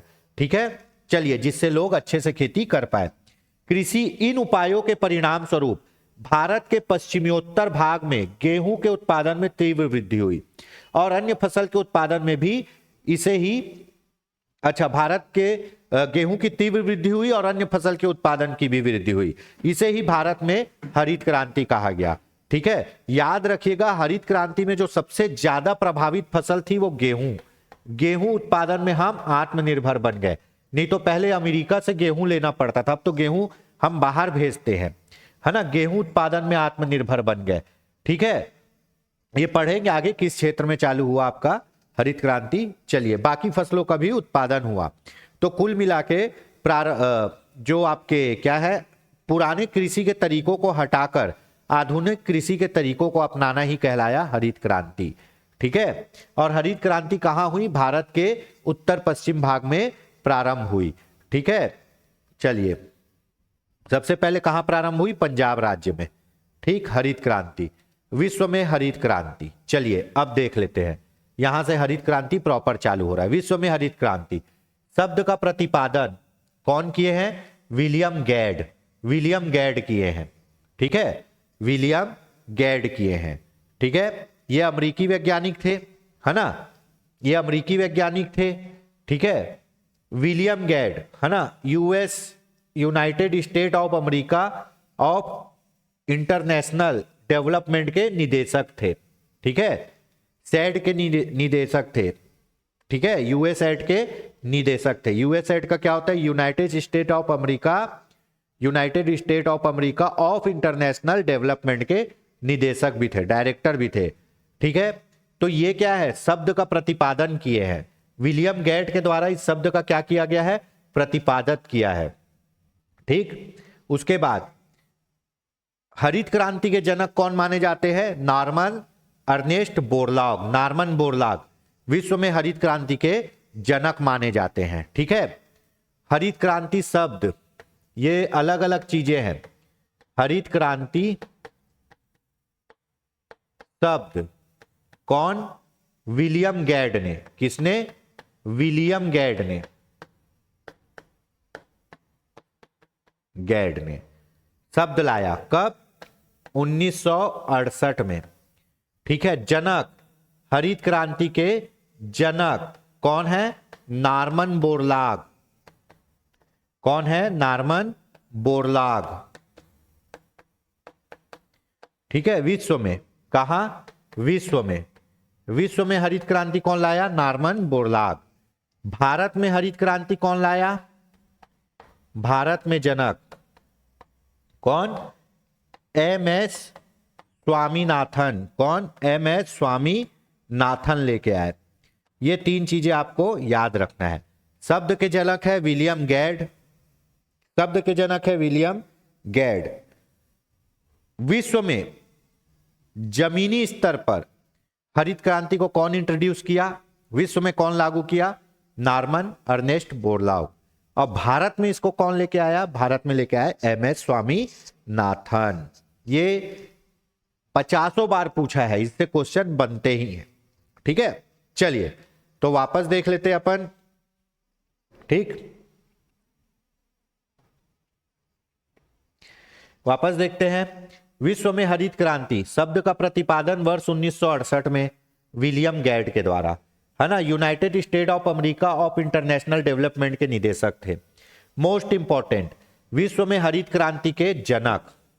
विश्व में हरित क्रांति के जनक कौन? Norman Borlaug.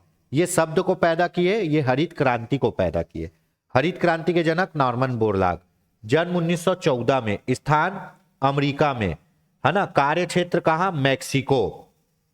ठीक है, इनको अपने इसी कार्य के लिए नोबेल पुरस्कार मिला, शांति का नोबेल पुरस्कार 1970 में। किसको? नॉर्मन बोरलॉग को। ठीक है, तो ये पूछा जाता है, अमेरिका में जन्मे थे लेकिन इसका कार्य क्षेत्र कहां था?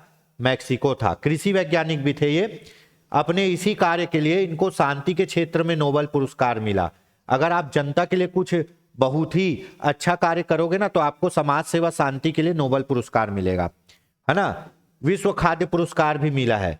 फसल कौन सी इन्होंने पैदा की है? बौनी प्रजाति की गेहूं की फसल पैदा की है, जिसके लिए इनको मिला है। ठीक है, गेहूं की एक नई प्रजाति फसल की है, पैदा की है। यहां तक हो गया, इसमें तो कुछ बड़ी बात है नहीं, है ना। 1968 में विलियम गैड ने शब्द खोजा। विश्व में हरित क्रांति कौन लेके आए? बोरलॉग लेके आए। भारत में हरित क्रांति कौन लेके आए? एम एस स्वामीनाथन लेके आए। ठीक है, अंतरराष्ट्रीय शोध संस्थान देख लेते हैं। राष्ट्रीय चावल अनुसंधान संस्थान कहाँ है? कटक उड़ीसा में। ये पूछा जाता है, रेलवे में बहुत पूछता है। राष्ट्रीय चावल अनुसंधान संस्थान कहाँ है? कटक उड़ीसा में। अंतरराष्ट्रीय चावल अनुसंधान संस्थान कहाँ है? मैक्सिको में है। अंतरराष्ट्रीय चावल अनुसंधान संस्थान कहाँ है? मैक्सिको में। राष्ट्रीय कृषि विपणन संस्थान कहाँ है? जयपुर में। भारत का प्रथम कृषि विश्वविद्यालय कौन है? गोविंद वल्लभ पंत कृषि एवं प्रौद्योगिकी विश्वविद्यालय, उत्तर प्रदेश में। ठीक है, कहाँ है? उत्तर प्रदेश में। गोविंद वल्लभ सागर पंत परियोजना, ये भी कहाँ है? उत्तर प्रदेश में। छत्तीसगढ़ की नदी रेंड नदी पर है। ठीक है, गोविंद वल्लभ सागर पंत परियोजना यूपी में। ठीक, तो ये आप देख लीजिए। राष्ट्रीय चावल बोलेगा तो कटक उड़ीसा में, अंतरराष्ट्रीय चावल बोलेगा तो मैक्सिको में। ठीक है, चलिए भारत में हरित क्रांति। जब भारत में हरित क्रांति आई, कब आई भारत में हरित क्रांति? आपको आई है 1966-67 में। 66-67 में हरित क्रांति आई। तो उस समय कौन थे? राष्ट्रपति डॉक्टर सर्वपल्ली राधाकृष्णन थे। प्रधानमंत्री कौन थी? इंदिरा गांधी जी थी, उसी समय बनी थी, है ना। और खाद्य मंत्री कौन थे? एस सुब्रमण्यम थे। और खाद्य मंत्री कौन थे? एस सुब्रमण्यम थे। ठीक है, खाद्य मंत्री पूछा जा चुका है। जब भारत में हरित क्रांति आई तो उस समय 1966-67 का समय चल रहा था, योजना अवकाश का। उस समय राष्ट्रपति थे डॉक्टर सर्वपल्ली राधाकृष्णन, प्रधानमंत्री थी इंदिरा गांधी और खाद्य मंत्री थे एस सुब्रमण्यम। भारत में हरित क्रांति का जनक किसको कहा जाता है? डॉक्टर एम एस स्वामीनाथन को। स्वामीनाथन का जन्म कहाँ हुआ था? तमिलनाडु के चेन्नई में हुआ था। स्वामीनाथन का जन्म कहाँ हुआ? तमिलनाडु के चेन्नई में। हरित क्रांति का प्रारंभ कहाँ हुआ? पंजाब राज्य से हुआ। हरित क्रांति का प्रारंभ कहाँ हुआ? पंजाब राज्य से हुआ। ठीक है, यहां तक समझ में आया, है ना। ये फैक्ट बेस है कि भैया भारत में हरित क्रांति इस समय चालू हुई। जब चालू हुई तो कौन थे? डॉक्टर सर्वपल्ली राधाकृष्णन राष्ट्रपति थे, इंदिरा गांधी प्रधानमंत्री थी, खाद्य मंत्री कौन थे? एस सुब्रमण्यम।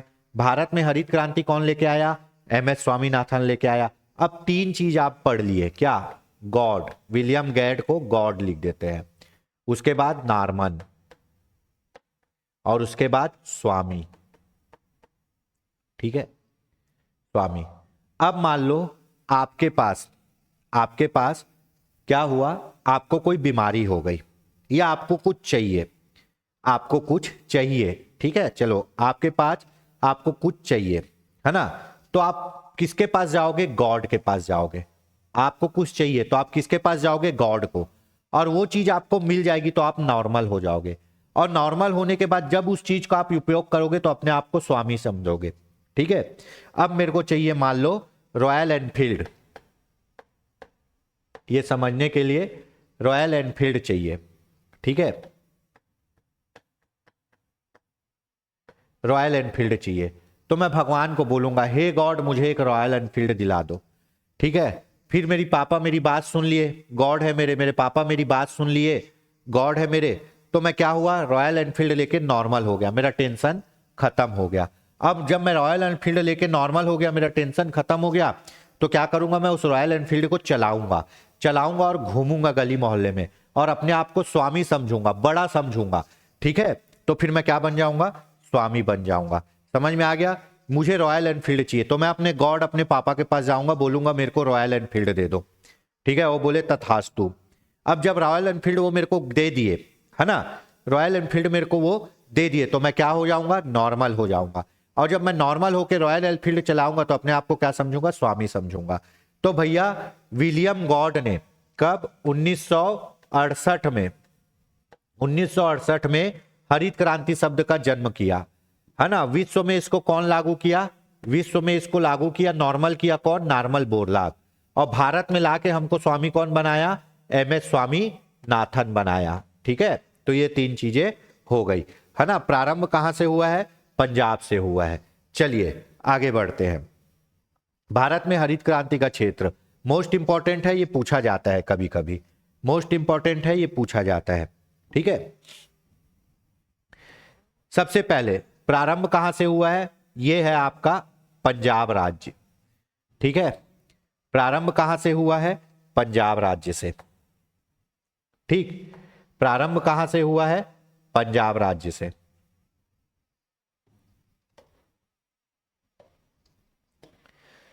ये पंजाब राज्य से प्रारंभ हुआ है। इसका कार्य क्षेत्र समझना आप लोग। ठीक है, पंजाब से प्रारंभ हुआ, है ना। उसके बाद आपका दूसरा राज्य जो चुना गया पंजाब के नीचे, कहां? हरियाणा। पंजाब के नीचे कहां, हरियाणा चुना गया। ठीक है, मैप में देखना समझ में आएगा। ठीक है, तीसरा राज्य जो चुना गया, कौन सा चुना गया, आपका पश्चिमी उत्तर प्रदेश। इससे उत्तर प्रदेश लगेगा, तो ये उत्तर प्रदेश का पश्चिमी क्षेत्र चुना गया। ठीक है, चौथा राज्य चुना गया राजस्थान। राजस्थान नीचे है, तो राजस्थान का कौन सा, उत्तरी राजस्थान। कौन सा, उत्तरी राजस्थान। तो ये राजस्थान का उत्तरी भाग चुना गया। तो ऐसे पूरे एक पूरा एक पैकेज बनाया गया। इस टाइप से एक पूरा एक पैकेज बनाया गया एरिया का, जिसमें क्या हुआ, आपका चालू हुआ। आपको पता है ये क्या है, ये है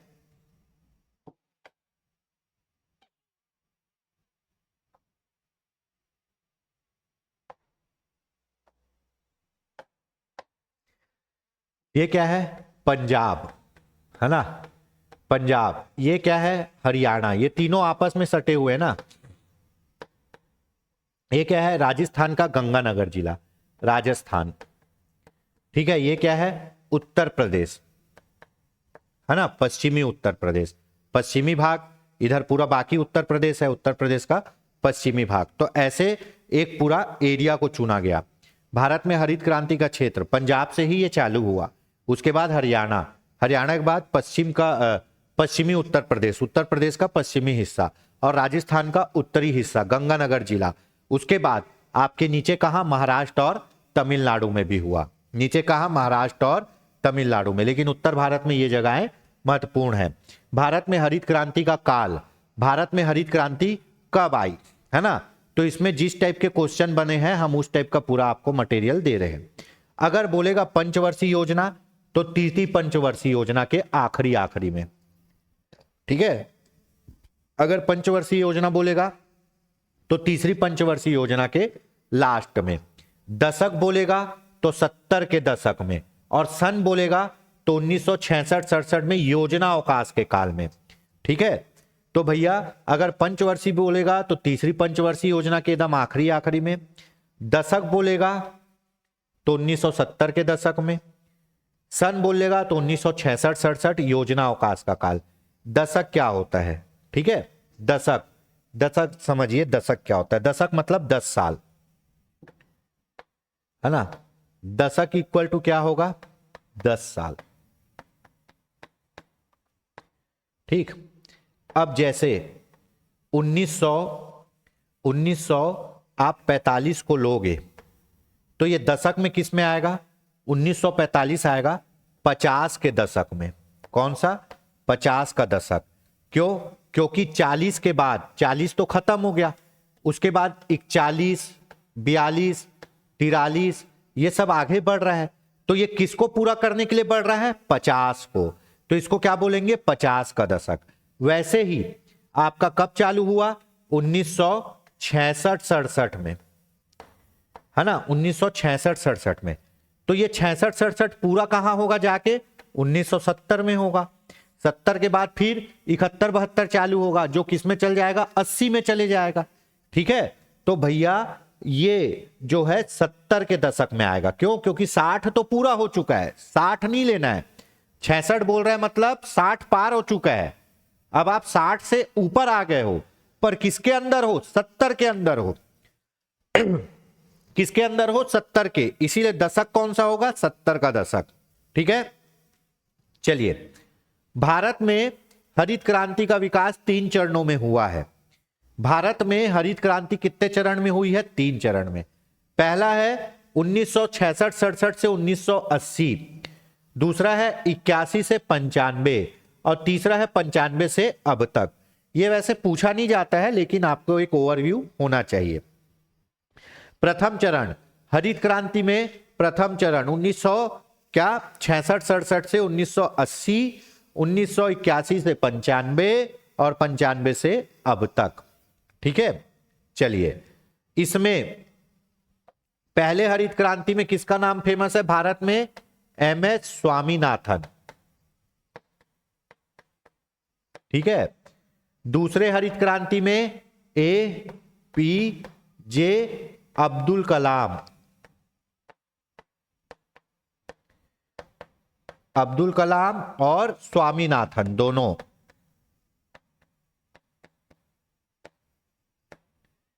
स्वामीनाथन। ठीक है, ये दोनों का नाम फेमस है।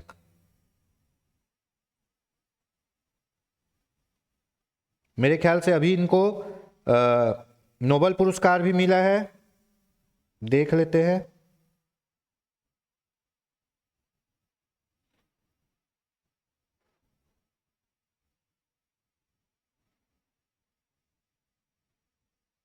नोबेल पुरस्कार बोल रहा हूं, भारत रत्न, इनको अभी भारत रत्न भी मिला है।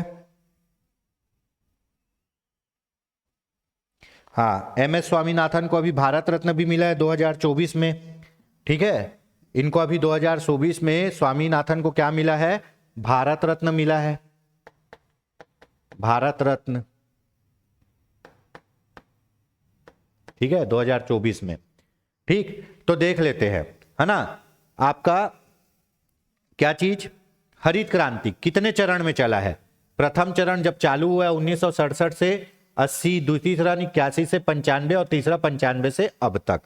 ठीक है, प्रथम चरण में किसका नाम शामिल था? भारत में हरित क्रांति के जनक एम.एस. स्वामीनाथन। दूसरी हरित क्रांति में ए.पी.जे. अब्दुल कलाम और स्वामीनाथन, दोनों का नाम था। स्वामीनाथन को अभी भारत रत्न मिला है मरणोपरांत। ठीक है, चलिए आगे देखते हैं। हरित क्रांति के लिए किए गए प्रयास, मैं बताया कि हरित क्रांति में क्या किए। हरित क्रांति में जो पुराने खेती के तरीके थे, उत्पादन के तरीके थे, उनको छोड़कर नए तरीके अपनाए गए। जैसे रासायनिक उर्वरक का प्रयोग किए ताकि उत्पादन बढ़े, उन्नत बीज का प्रयोग किए। उन्नत बीज, इसी को क्या बोलते हैं? High yield variety program. सिंचाई सुविधा का विकास किए, नहरों से सिंचाई सुविधा किए। यूपी और पंजाब में हरित क्रांति को लाने का सबसे बड़ा कारण यही था क्योंकि वहां नहरें बहुत ज्यादा है, सिंचाई सुविधा बहुत ज्यादा है। बहुफसली कार्यक्रम, मतलब एक साथ अलग अलग फसलों को उगाना, एक ही प्रकार के फसलों को नहीं उगाना, अलग अलग फसलों को उगाना, जिससे भूमि की उत्पादन क्षमता बनी रहे। तो बहुफसली कार्यक्रम मोस्ट इंपॉर्टेंट। आधुनिक कृषि यंत्रों का प्रयोग किया जाने लगा, ट्रैक्टर से जुताई किया जाने लगा, है ना। उसके बाद दवाई छींटने के लिए अलग मशीन, तो मशीनों का प्रयोग किया जाने लगा। कृषि सेवा केंद्र की स्थापना, कृषि के लिए एडवाइस देने वाले केंद्र बनाए गए, है ना। कृषि उद्योग निगम की स्थापना, मृदा परीक्षण किया गया। समर्थन मूल्य पर धान की खरीदी भी चालू हुई उसी समय, समर्थन मूल्य पर फसलों की खरीदी भी चालू हुई, जिससे क्या हो, जिससे आपके किसानों को लाभ हो। तो आपको बता दूं कि हरित क्रांति कैसे आई है। हरित क्रांति आई है उन्नत बीज के प्रयोग से आई है, हरित क्रांति सिंचाई के सुविधाओं से आई है, हरित क्रांति रासायनिक खाद के प्रयोग से आई है, हरित क्रांति कीटनाशकों के प्रयोग से आई है, और हरित क्रांति किससे आई है? आपके कृषि यंत्रों से आई है। ठीक है, पुराने तरीकों को छोड़कर नया तरीका अपनाना, तो ये हरित क्रांति के लिए किए गए प्रयास हैं। ठीक है, चलिए अब हरित क्रांति से लाभ देख लेते हैं, बहुत इंपॉर्टेंट है। सबसे पहले खाद्यान्न उत्पादन में वृद्धि। हम जो भूखे मर रहे थे, हमारे यहाँ इतना उत्पादन हुआ कि हमारे यहाँ एक्सेस उत्पादन होने लग गया। हमारे यहाँ उत्पादन बफर स्टॉक में होता है। ठीक है, बफर स्टॉक, है ना, मतलब ऐसा स्टॉक जो सरकार जमा करके रखती है बुरे वक्त के लिए। जो एफसीआई गोदाम है ना, एफसीआई गोदाम में हमारे यहाँ बहुत अनाज पड़ा है। अगर मान लो 5 साल अकाल भी पड़ गया, कुछ नहीं उत्पादन किए, तो भी हमारे यहाँ इतना अनाज है कि सबको भोजन मिल जाएगा। एक समय में जो भारत भूखे मर रहा था 1960 के दशक में, 70 के दशक में, आज भारत के पास इतना अनाज है, इतना अनाज है कि हम 5 साल भी कुछ नहीं उगाएंगे तो हम आराम से बैठ के खा सकते हैं, इतना बफर स्टॉक है। तो सोचो हमारे यहाँ खाद्यान्न में बहुत ज्यादा वृद्धि हुई। सबसे ज्यादा वृद्धि कौन से फसल में हुई? गेहूं में हुई। सबसे ज्यादा वृद्धि कौन से फसल में हुई? गेहूं में। ठीक है, उसके बाद उससे कम चावल में, और उसके बाद उससे कम मक्का। ठीक है, तो सबसे अचानक जो वृद्धि बोलते हैं ना, वो गेहूं में हुई है, चावल में थोड़ी बहुत, मक्का में थोड़ी बहुत। उसके बाद हरित क्रांति में फसल में क्या हुआ? उत्पादन में वृद्धि होने से पैसा कमाने लगे किसान लोग, तो ग्रामीण क्षेत्रों का क्या हुआ? विकास हुआ पैसे से। किसानों में आर्थिक उन्नति आई, उनका जीवन स्तर सुधरने लगा, है ना। खाद्य सुरक्षा, मतलब कोई आदमी भूखा नहीं मर रहा है, सबके पास खाना है। कृषि शिक्षा को बढ़ावा मिला, लोग कृषि के बारे में पढ़ने लगे और हाईटेक खेती करने की सोचने लगे। ग्रामीण जीवन स्तर में सुधार, जहां ग्रामीण लोग पहले एकदम नरकी जीवन जीते थे ना, अब उनका भी जीवन स्तर सुधरने लग गया। तो ये था हरित क्रांति के लाभ। ठीक है, चलिए आगे देखते हैं। मोस्ट इंपॉर्टेंट, हरित क्रांति के लाभ तो पढ़ लिए, लेकिन हरित क्रांति से हमको क्या नुकसान हुआ, हरित क्रांति से हमको क्या नुकसान हुआ, ये बहुत इंपॉर्टेंट है आपको जानना। ठीक है, ये बहुत ज्यादा इंपॉर्टेंट है आपको जानना, है ना। चलिए, सबसे पहले हरित क्रांति केवल गेहूं तक ही सीमित थी। मैं आपको बता दूं, एकाएक गेहूं का उत्पादन तो बढ़ा, लेकिन बाकी फसल जैसे दलहन, है ना, तिलहन, मोटा अनाज, ये सब का उत्पादन घट गया। दलहन तिलहन कोई उगा ही नहीं रहा है, उत्पादन हो ही नहीं रहा है। लोग गेहूं उगा रहे हैं, चावल उगा रहे हैं। तो भैया ये भी तो एक गलत चीज है ना। बाकी चीजों के लिए क्या करना पड़ेगा, लोगों से लेना पड़ेगा दाल, विदेशों से हमको आयात करना पड़ेगा। ठीक है, विदेशों से आयात करना पड़ेगा, है ना। तो ये तो गलत बात है। एक चीज उगा रहे, इतना उगा रहे हैं कि उसको खाने वाला नहीं है, और बाकी चीजों के लिए हम लोगों का मुंह ताकते बैठे। तो ये नुकसान हुआ कि गेहूं का उत्पादन तो बहुत ज्यादा बढ़ा, लेकिन बाकी फसलों का उत्पादन घट गया। ठीक है, उसके बाद अनाज का उत्पादन मानसून की दशा से प्रभावित, है ना। मानसून आता था, ज्यादा पानी गिर जाए तो क्या हो, फसल खराब हो जाए, है ना। उसके बाद हरित क्रांति से क्षेत्रीय विषमता में वृद्धि। क्या हुआ, हरित क्रांति का फायदा कुछ पैसे वाले ही बड़े किसान ले पाए। ये बात को समझिए, जिनकी बड़ी बड़ी क्या थी, खेत थे, जिनके पास पैसा खर्चा करने के लिए पैसा था, उन्हीं लोग हरित क्रांति का वो फायदा ले पाए। क्योंकि उस समय जो सिंचाई सुविधा आती थी वो लाख लाख 1.5 लाख रुपए का लगता था। उतना पैसा सामान्य इंसान के पास नहीं था। तो हरित क्रांति से जो आदमी पैसा बनाया वो तो और अमीर हो गया, लेकिन गरीब और गरीब होते चले गया। गरीब अपना जमीन बेचना चालू कर दिए, दूसरे क्या मजदूरी करना चालू कर दिए। हरित क्रांति का सबसे बड़ा दुष्प्रभाव यही था कि आर्थिक असमानता, क्षेत्रीय विषमता बढ़ गई। अमीर होने लगा, गरीब और हर गरीब होने लगा। ठीक है, क्योंकि जो हरित क्रांति का जो लाभ है ना, कुछ बड़े किसान ही लोग उठा पाए। उसके बाद पूंजीवादी खेती को बढ़ावा, मतलब हरित क्रांति में वही आदमी खेती कर रहा है जिसके पास पैसा है, गरीब आदमी नहीं कर पा रहा है। गरीब आदमी काम कर रहा है लोगों के यहां जाके, क्यों, उसके पास ये सब चीजों को यूज करने के लिए पैसा ही नहीं है भैया। उसके बाद हरित क्रांति से केवल बड़े किसानों को लाभ हुआ है, छोटे किसानों को हानि हुई है। सीमांत कृषक तो अपने जमीन बेचना चालू कर दिए थे, ऐसा कहा जाता है। ठीक है, भारी भारी मशीनों के प्रयोग से क्या हुआ, श्रमिकों को काम मिलना बंद हो गया। अब मान लो पहले 1 एकड़ खेत में कितना 4 जोड़ी 5 जोड़ी बैल हल जोतता था, उसके साथ 8-10 लोग काम करते थे। लेकिन ट्रैक्टर के आने से एक आदमी 20 एकड़ अकेले जोत दे रहा है, एक ठोक ड्राइवर बस। तो भैया बाकी 8 लोग तो बेरोजगार हो गए ना। तो ऐसे ही पहले धान लूने के लिए 40-50 बनिहार चाहिए होते थे जो खेत में काटते थे धान को। अब तो हार्वेस्टर ऐसे खेत में उतरता है, 1 राउंड घूमता है, 10 मिनट में पूरा खेत का धान लुआ जाता है। ठीक है, तो मशीन और टेक्नोलॉजी से क्या होता है, काम स्पीड होता है, लेकिन बेरोजगारी बढ़ जाती है, लोगों का काम छूट जाता है। सामाजिक असमानता, है ना, उच्च और निम्न समाज का निर्माण होने लगा। पैसे वालों का उच्च समाज, गरीबों का निम्न समाज। पर्यावरण प्रदूषण, सबसे बड़ी बात, अत्यधिक रासायनिक खाद के प्रयोग से पर्यावरण प्रदूषण। अत्यधिक रासायनिक क्या, कीटनाशक के प्रयोग से पर्यावरण प्रदूषण।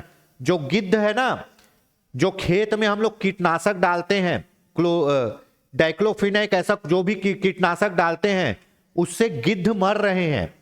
तो उस कीटनाशक का प्रयोग नहीं करना है। तो सोचो, पूरी प्रकृति का संतुलन बिगड़ गया। खादी खाद डाल दे रहे हैं, अधिक उत्पादन लेने के लिए बहुत सा खाद डाल दे रहे हैं, जिससे पूरा अनाज प्रदूषित हो रहा है। कीटनाशक का प्रयोग कर रहे हैं, पेस्टिसाइड, जहर, जिसका अंश खाने में मिल रहा है, तो पूरा पर्यावरण प्रदूषण हो गया। जल प्रदूषण, सिंचाई का जल किसमें जाके, नदी नालों में मिल रहा है ना। खेत में दवाई डाले हैं और उसका खेत का पानी नदी नाले में मिल रहा है, जिससे जल प्रदूषण हो रहा है। अत्यधिक उर्वरक डालने से मृदा प्रदूषण हो रहा है, मृदा की उत्पादक क्षमता ही खत्म हो गई। ठीक है, उसके बाद भूमि की उत्पादन क्षमता में कमी आ गई। तो ये मोटे मोटे जो लॉस हैं किससे आए हैं? हरित क्रांति से आए हैं। कई बार पीएससी के इंटरव्यू में पहले पूछा जाता था, भैया हरित क्रांति से क्या हुआ है, क्या नुकसान हुआ है? हम तो बचपन से पढ़ते आए हैं, हरित क्रांति से क्या हुआ है? उत्पादन में वृद्धि हुई है, उत्पादन में वृद्धि हुई है, ये हुआ है, वो हुआ है, दुनियादारी हुआ है। लेकिन भैया उसके नुकसान भी हुए हैं, उसको भी ध्यान रखना है। तो ये सब नुकसान हमको किससे हुए हैं? हरित क्रांति से हुए हैं। चलिए, अब द्वितीय हरित क्रांति आप पढ़े थे ना, तीन स्टेज में हरित क्रांति चला है। प्रथम चरण हो गया, अब बढ़ते हैं द्वितीय चरण। कब? 81 से 95। द्वितीय हरित क्रांति 81 से 95, है ना। द्वितीय हरित क्रांति समय क्या है जी? 1981 से 95। इसका नाम क्या है? अन्य नाम इंद्रधनुषी क्रांति या सतरंगी क्रांति। इंद्रधनुषी क्रांति या सतरंगी क्रांति बोलते हैं इसको। किसको? द्वितीय हरित क्रांति को। 81 से 95। ठीक है। अवधारणा कौन? एपीजे अब्दुल कलाम और एमएस स्वामीनाथन। 2006 में कहा? विज्ञान कांग्रेस में। कहा? विज्ञान कांग्रेस में। विज्ञान कांग्रेस होता है ना, सम्मेलन, तो विज्ञान कांग्रेस में 2006 में इसका आह्वान किए थे, द्वितीय हरित क्रांति का। ठीक है, 81 से 95 चला है। राशि कितनी थी? 50,000 करोड़ रुपए। ठीक है, अब लक्ष्य देख लो। द्वितीय हरित क्रांति में सीधा सीधा मैं ये बता दूं, ठीक है, इसको इंद्रधनुष क्रांति और सतरंगी क्रांति भी कहते हैं। एपीजे अब्दुल कलाम, एमएस स्वामीनाथन, अभी स्वामीनाथन को भारत रत्न मिला है। ठीक है, अब इसके लक्ष्य क्या है? इसका लक्ष्य है जो पहले हरित क्रांति में गलती हुआ है उसको सुधारना। इसका लक्ष्य है जो पहले हरित क्रांति में जो सब गलतियां हुई है ना, जो ये पढ़े हो गलतियां, दोष, इनको सुधारना। ठीक है, सबसे पहले आई कृषि क्षेत्र में आई स्थिरता को दूर करना। अब क्या हुआ? पहली हरित क्रांति में हम लोग खूब उर्वरक, खूब कीटनाशक डाले, तो जितना उत्पादन होना था हो रहा है। फिर उत्पादन एक लेवल में आके रुक गया, बढ़ ही नहीं रहा है, स्थिरता आ गई। जबकि और बढ़ना चाहिए उत्पादन, लेकिन नहीं बढ़ रहा है। क्यों? भूमि में जान ही नहीं है, अब उसकी उर्वरक शक्ति खत्म हो गई, स्थिरता आ गई। तो जो कृषि में स्थिरता आई है, कृषि का जो एक लेवल सेट हो गया, उसको तोड़ के और आगे बढ़ना। तो कृषि में आई स्थिरता को दूर करना। क्षेत्रीय असमानता, मैं बताया ना आपका, पहली हरित क्रांति का लाभ केवल पूंजीपति बड़े किसानों को ही हुआ है, छोटे गरीब किसानों को इसका लॉस हुआ है। जो अमीर गरीब की खाई बनी है ना, उसको कम करना। तीसरा, पर्यावरण हितों को ध्यान में रखना। पहले हरित क्रांति में इतना कीटनाशक, रासायनिक उर्वरक दुनियादारी किए कि क्या हुआ? पूरा पर्यावरण प्रदूषण हो गया। तो उसको नहीं करना है भैया। कीटनाशक, रासायनिक उर्वरक, इनमें कमी लाना है। अब जैविक खाद का उपयोग करना है, जिससे भूमि में जान रहे, भूमि की उर्वरक शक्ति बनी रहे। मोटे अनाज के उत्पादन पर ध्यान देना। मैं आपको बताया कि हरित क्रांति में गेहूं का ही उत्पादन सबसे ज्यादा बढ़ा है, चावल और मक्का का बहुत आंशिक बढ़ा है।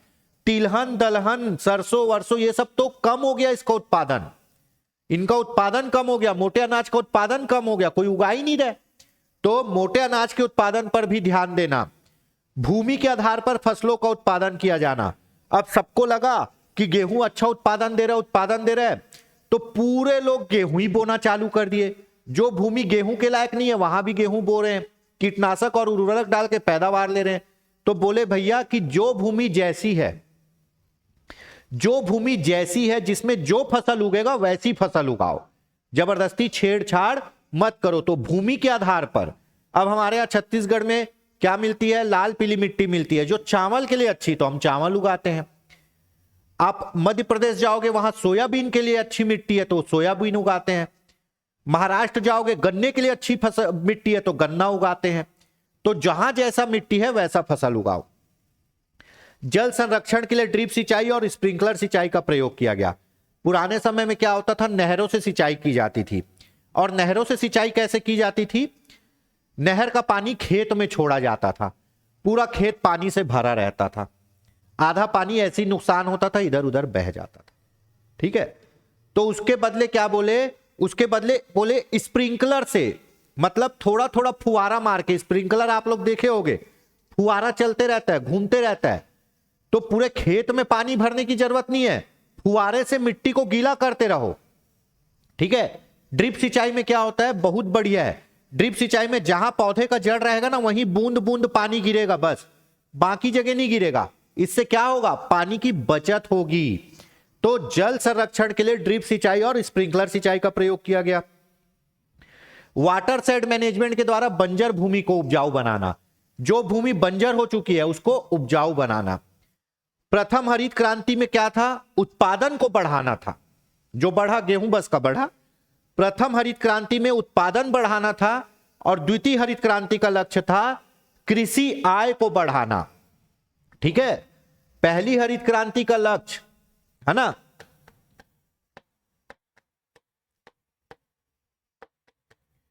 पहली हरित क्रांति का लक्ष्य क्या था, उत्पादन वृद्धि, उत्पादन वृद्धि। ठीक है, दूसरी हरित क्रांति का लक्ष्य क्या था, कृषि आय, मतलब पैसे को बढ़ाना, कृषि आय में वृद्धि करना, ऐसा फसल लगाना कि पैसा ज्यादा मिले, दोनों में ये अंतर था। ठीक है, तो ये था आपका दूसरा हरित क्रांति। ठीक, चलिए अब देख लेते हैं हरित क्रांति के लिए प्रयोग किए गए फसलों की किस्में, है ना। अपने यहां 3 फसलों में ज्यादा ध्यान दिया गया, गेहूं जिसमें सर्वाधिक वृद्धि हुई, चावल और मक्का, ये दोनों में कम वृद्धि हुई। गेहूं कौन सा मॉडल था, सोनारा, कौन सा मॉडल का गेहूं यूज किए, सोनारा 64 से सरबती सोनारा। कहां से लाए थे इसको, मैक्सिको से, है ना। कहां की फसल थी जो भारत में गेहूं यूज की गई, मैक्सिको से। आपका पता है नॉर्मन बोरलॉग कहां के थे, अमेरिका में पैदा हुए थे और मैक्सिको उनका कार्य क्षेत्र था। तो याद रखिए जो भारत में गेहूं का उत्पादन बढ़ा वो फसल कौन सी थी, सोनारा, है ना। और कहां से लाए थे उसको, मैक्सिको से। चावल का प्रजाति क्या था, लार्मा रोजो, ठीक है, और कहां से लाए थे इसको, ताइवान से। कुछ कुछ जगह चावल कहां से अलग जगह से भी मिल जाएगा आपको लाया हुआ, लेकिन अधिकांश ताइवान ही कहा जाता है। तो जो बाहर के अधिक उत्पादन देने वाली जो बीज लेके आए हम लोग, तो गेहूं जो लाए थे वो मैक्सिको से था और चावल जो लाए थे वो ताइवान से था। प्रभावित फसल, मोस्ट इंपॉर्टेंट, केवल एक फसल का उत्पादन बहुत ज्यादा बढ़ा है, वो है गेहूं। और गेहूं कौन सी फसल है, रबी फसल। रबी फसल मतलब वो फसल जो गर्मी में काटी जाती है, बैसाखी में गेहूं कटता है ना। खरीफ फसल वो फसल मतलब जो ठंड में काटी जाती है, तो धान खरीफ फसल है, क्यों, क्योंकि ठंड में काटी जाती है। गेहूं रबी फसल है, क्यों, क्योंकि वो गर्मी में जाए, वो गर्मी में क्या की जाती है, काटी जाती है। धान को कब, बरसात लगने से पहले गर्मी में बोया जाता है, और गेहूं को कब, ठंडी में बोया जाता है। अभी धान कटने के बाद गेहूं बोएंगे सब लोग, धान कटना चालू हो गया है, 14 तारीख से छत्तीसगढ़ में धान खरीदी भी चालू हो गई है। सर्वाधिक गेहूं के उत्पादन में सर्वाधिक वृद्धि हुई, चावल के उत्पादन में थोड़ा कम और मक्का में थोड़ा कम वृद्धि हुई, बाकियों का क्या हो गया, उत्पादन घट गया। ठीक है, अगर पूछेगा सर्वाधिक उत्पादन गेहूं, उसके बाद चावल, उसके बाद मक्का। ठीक है, सर्वाधिक प्रयोग स्थल, मोस्ट इंपॉर्टेंट, गेहूं का प्रयोग किया गया पंजाब और हरियाणा में, और चावल का प्रयोग किया गया तमिलनाडु में, ये याद रखिएगा, है ना। गेहूं फसल हरित क्रांति के द्वारा गेहूं फसल कहां उगाई गई, पंजाब और हरियाणा में। वहां के लोग देखे हो ना, आप मोटे मोटे रहते, खूब रोटी खाते, चावल कम खाते। हमारे नीचे वाले लोग, साउथ वाले लोग, हम लोग चावल ज्यादा खाते हैं। ठीक है, तो चावल तमिलनाडु में ज्यादा उगाया गया और गेहूं पंजाब और हरियाणा में। ठीक, अगला देख लेते हैं, ये सब फैक्ट बेस है। हरित क्रांति में अन्य सहायक संस्थाएं, है ना, आइसोपोम, दलहन, तिलहन, पाम तेल तथा मक्का एकीकृत योजना है ये। नाफेड, इसका फुल फॉर्म पूछा था अभी, है ना, national agriculture cooperative marketing federation of India, 1958 में बना है नाफेड। ठीक है, ये कोऑपरेटिव मार्केटिंग संस्था है, किसकी, कृषि की, कृषि के लिए नाफेड, ये कृषि के लिए काम करने वाली संस्था है, खेती के लिए, ठीक है, मार्केटिंग करती है ना। ट्राइफेड, ट्राइबल कोऑपरेटिव, जो जंगल में लघु वनोपज और दुनियादारी होता है ना, उसके लिए संस्था कौन सी है? ट्राइफेड, ठीक है। मार्कफेड, मार्कफेड ये आपका जो फसल की मार्केटिंग और फसल से संबंधित काम करने वाली संस्था है ना। कृषि संबंधित अन्य क्रांतियां, बहुत महत्वपूर्ण है ये पूछा जाता है। नीली क्रांति, है ना, मत्स्य पालन एवं समुद्री जीव उत्पादन, ठीक है। नीली क्रांति, मत्स्य पालन, मछली पालने वाली क्रांति कौन सी है? बहुत, ये तो पूरा चार्ट इंपॉर्टेंट है, ये पूछता है किसी ना किसी एग्जाम में आपको मिलेगा, है ना। नीली क्रांति, मत्स्य पालन एवं समुद्री उत्पादन, जनक कौन थे? अरुण कृष्णन। पीली क्रांति, पीला क्या होता है आपका? तिलहन फसल उत्पादन। पीली क्रांति किससे? तिलहन फसल उत्पादन से। जनक कौन है? सैम पित्रोदा और शशांक पांडे। गोल क्रांति, गोल क्या होता है? आलू उत्पादन से। लाल क्रांति, दो चीज, क्या? टमाटर एवं मांस उत्पादन, टमाटर एवं मांस का उत्पादन, कौन? लाल क्रांति। भूरी क्रांति, भूरा उर्वरक, बहुत इंपॉर्टेंट, भूरी क्रांति, उर्वरक एवं रसायन उत्पादन। रजत क्रांति, है ना, रजत मतलब सिल्वर, अंडा एवं मुर्गी पालन में, जनक इंदिरा गांधी। रजत क्रांति। गुलाबी क्रांति, मोस्ट इंपॉर्टेंट, झींगा मछली उत्पादन, झींगा मछली उत्पादन को गुलाबी क्रांति बोलते हैं। लाल क्रांति में टमाटर और मांस आएगा, है ना, मांस मतलब जो जमीन में रहने वाले जंतु है ना। और झींगा मछली के लिए गुलाबी और मछली के लिए नीली क्रांति। सुनहरी क्रांति, बागवानी फसल के लिए, बागवानी मतलब जो आप बाग में उगाते हो, जैसे आप अपने घर में जाम उगा रहे हो, आम उगा रहे हो, ठीक है, कोई सब्जी उगा रहे हो बाग बना के अपने घर में, तो वो बागवानी क्रांति कहलाती है, ठीक है। सुनहरी क्रांति किससे संबंधित है? बागवानी से। हरा सोना क्रांति, बांस उत्पादन से। बादामी क्रांति, मोस्ट इंपॉर्टेंट, मसाला उत्पादन से, है ना। केरल को मसाले की टोकरी कहा जाता है। बादामी क्रांति, मसाला उत्पादन। स्वर्ण रेखा, सोने के रेशा किसको कहता है? जूट को। जूट से क्या बनते हैं? बैग बनते हैं, कपड़े बनते हैं। पश्चिम बंगाल में होता है जूट और पटसन दोनों ज्यादा, है ना। परामनी क्रांति, भिंडी उत्पादन किसके? परामनी क्रांति। सेफ्रॉन मतलब केसर, है ना। स्वर्णिम क्रांति, उद्यान और शहद उत्पादन के लिए, ठीक है। इंद्रधनुष क्रांति, समग्र क्रांति का समावेश। नॉर्मल सा है, इसमें बहुत सी चीजें पूछी जाती। नीली क्रांति, पानी नीला होता है, मछली उत्पादन। पीली क्रांति, तिलहन के लिए, तिल जो अपन उगाते हैं। गोल क्रांति, आलू गोल होता है। लाल क्रांति, टमाटर लाल, मांस लाल। भूरी क्रांति, भूरी मतलब उर्वरक के लिए, ठीक है। भूरी क्रांति किसके लिए? उर्वरक के लिए। रजत क्रांति किसके लिए? अंडों के लिए। गुलाबी क्रांति किसके लिए? झींगा मछली। सुनहरी क्रांति किसके लिए? बागवानी फसलों के लिए, आप अपने बाग में जो उगाते हो। हरा सोना, हरा सोना किसमें? बांस उत्पादन में। बादामी क्रांति, मोस्ट इंपॉर्टेंट, मसाला। स्वर्ण रेखा, जूट के लिए, सोने के रेशे बोलते हैं जूट को, है ना। परामनी क्रांति, भिंडी उत्पादन। सेफ्रॉन मतलब आपका केसर। स्वर्णिम क्रांति, उद्यान और शहद। इंद्रधनुषी क्रांति, सभी क्रांति का समावेश।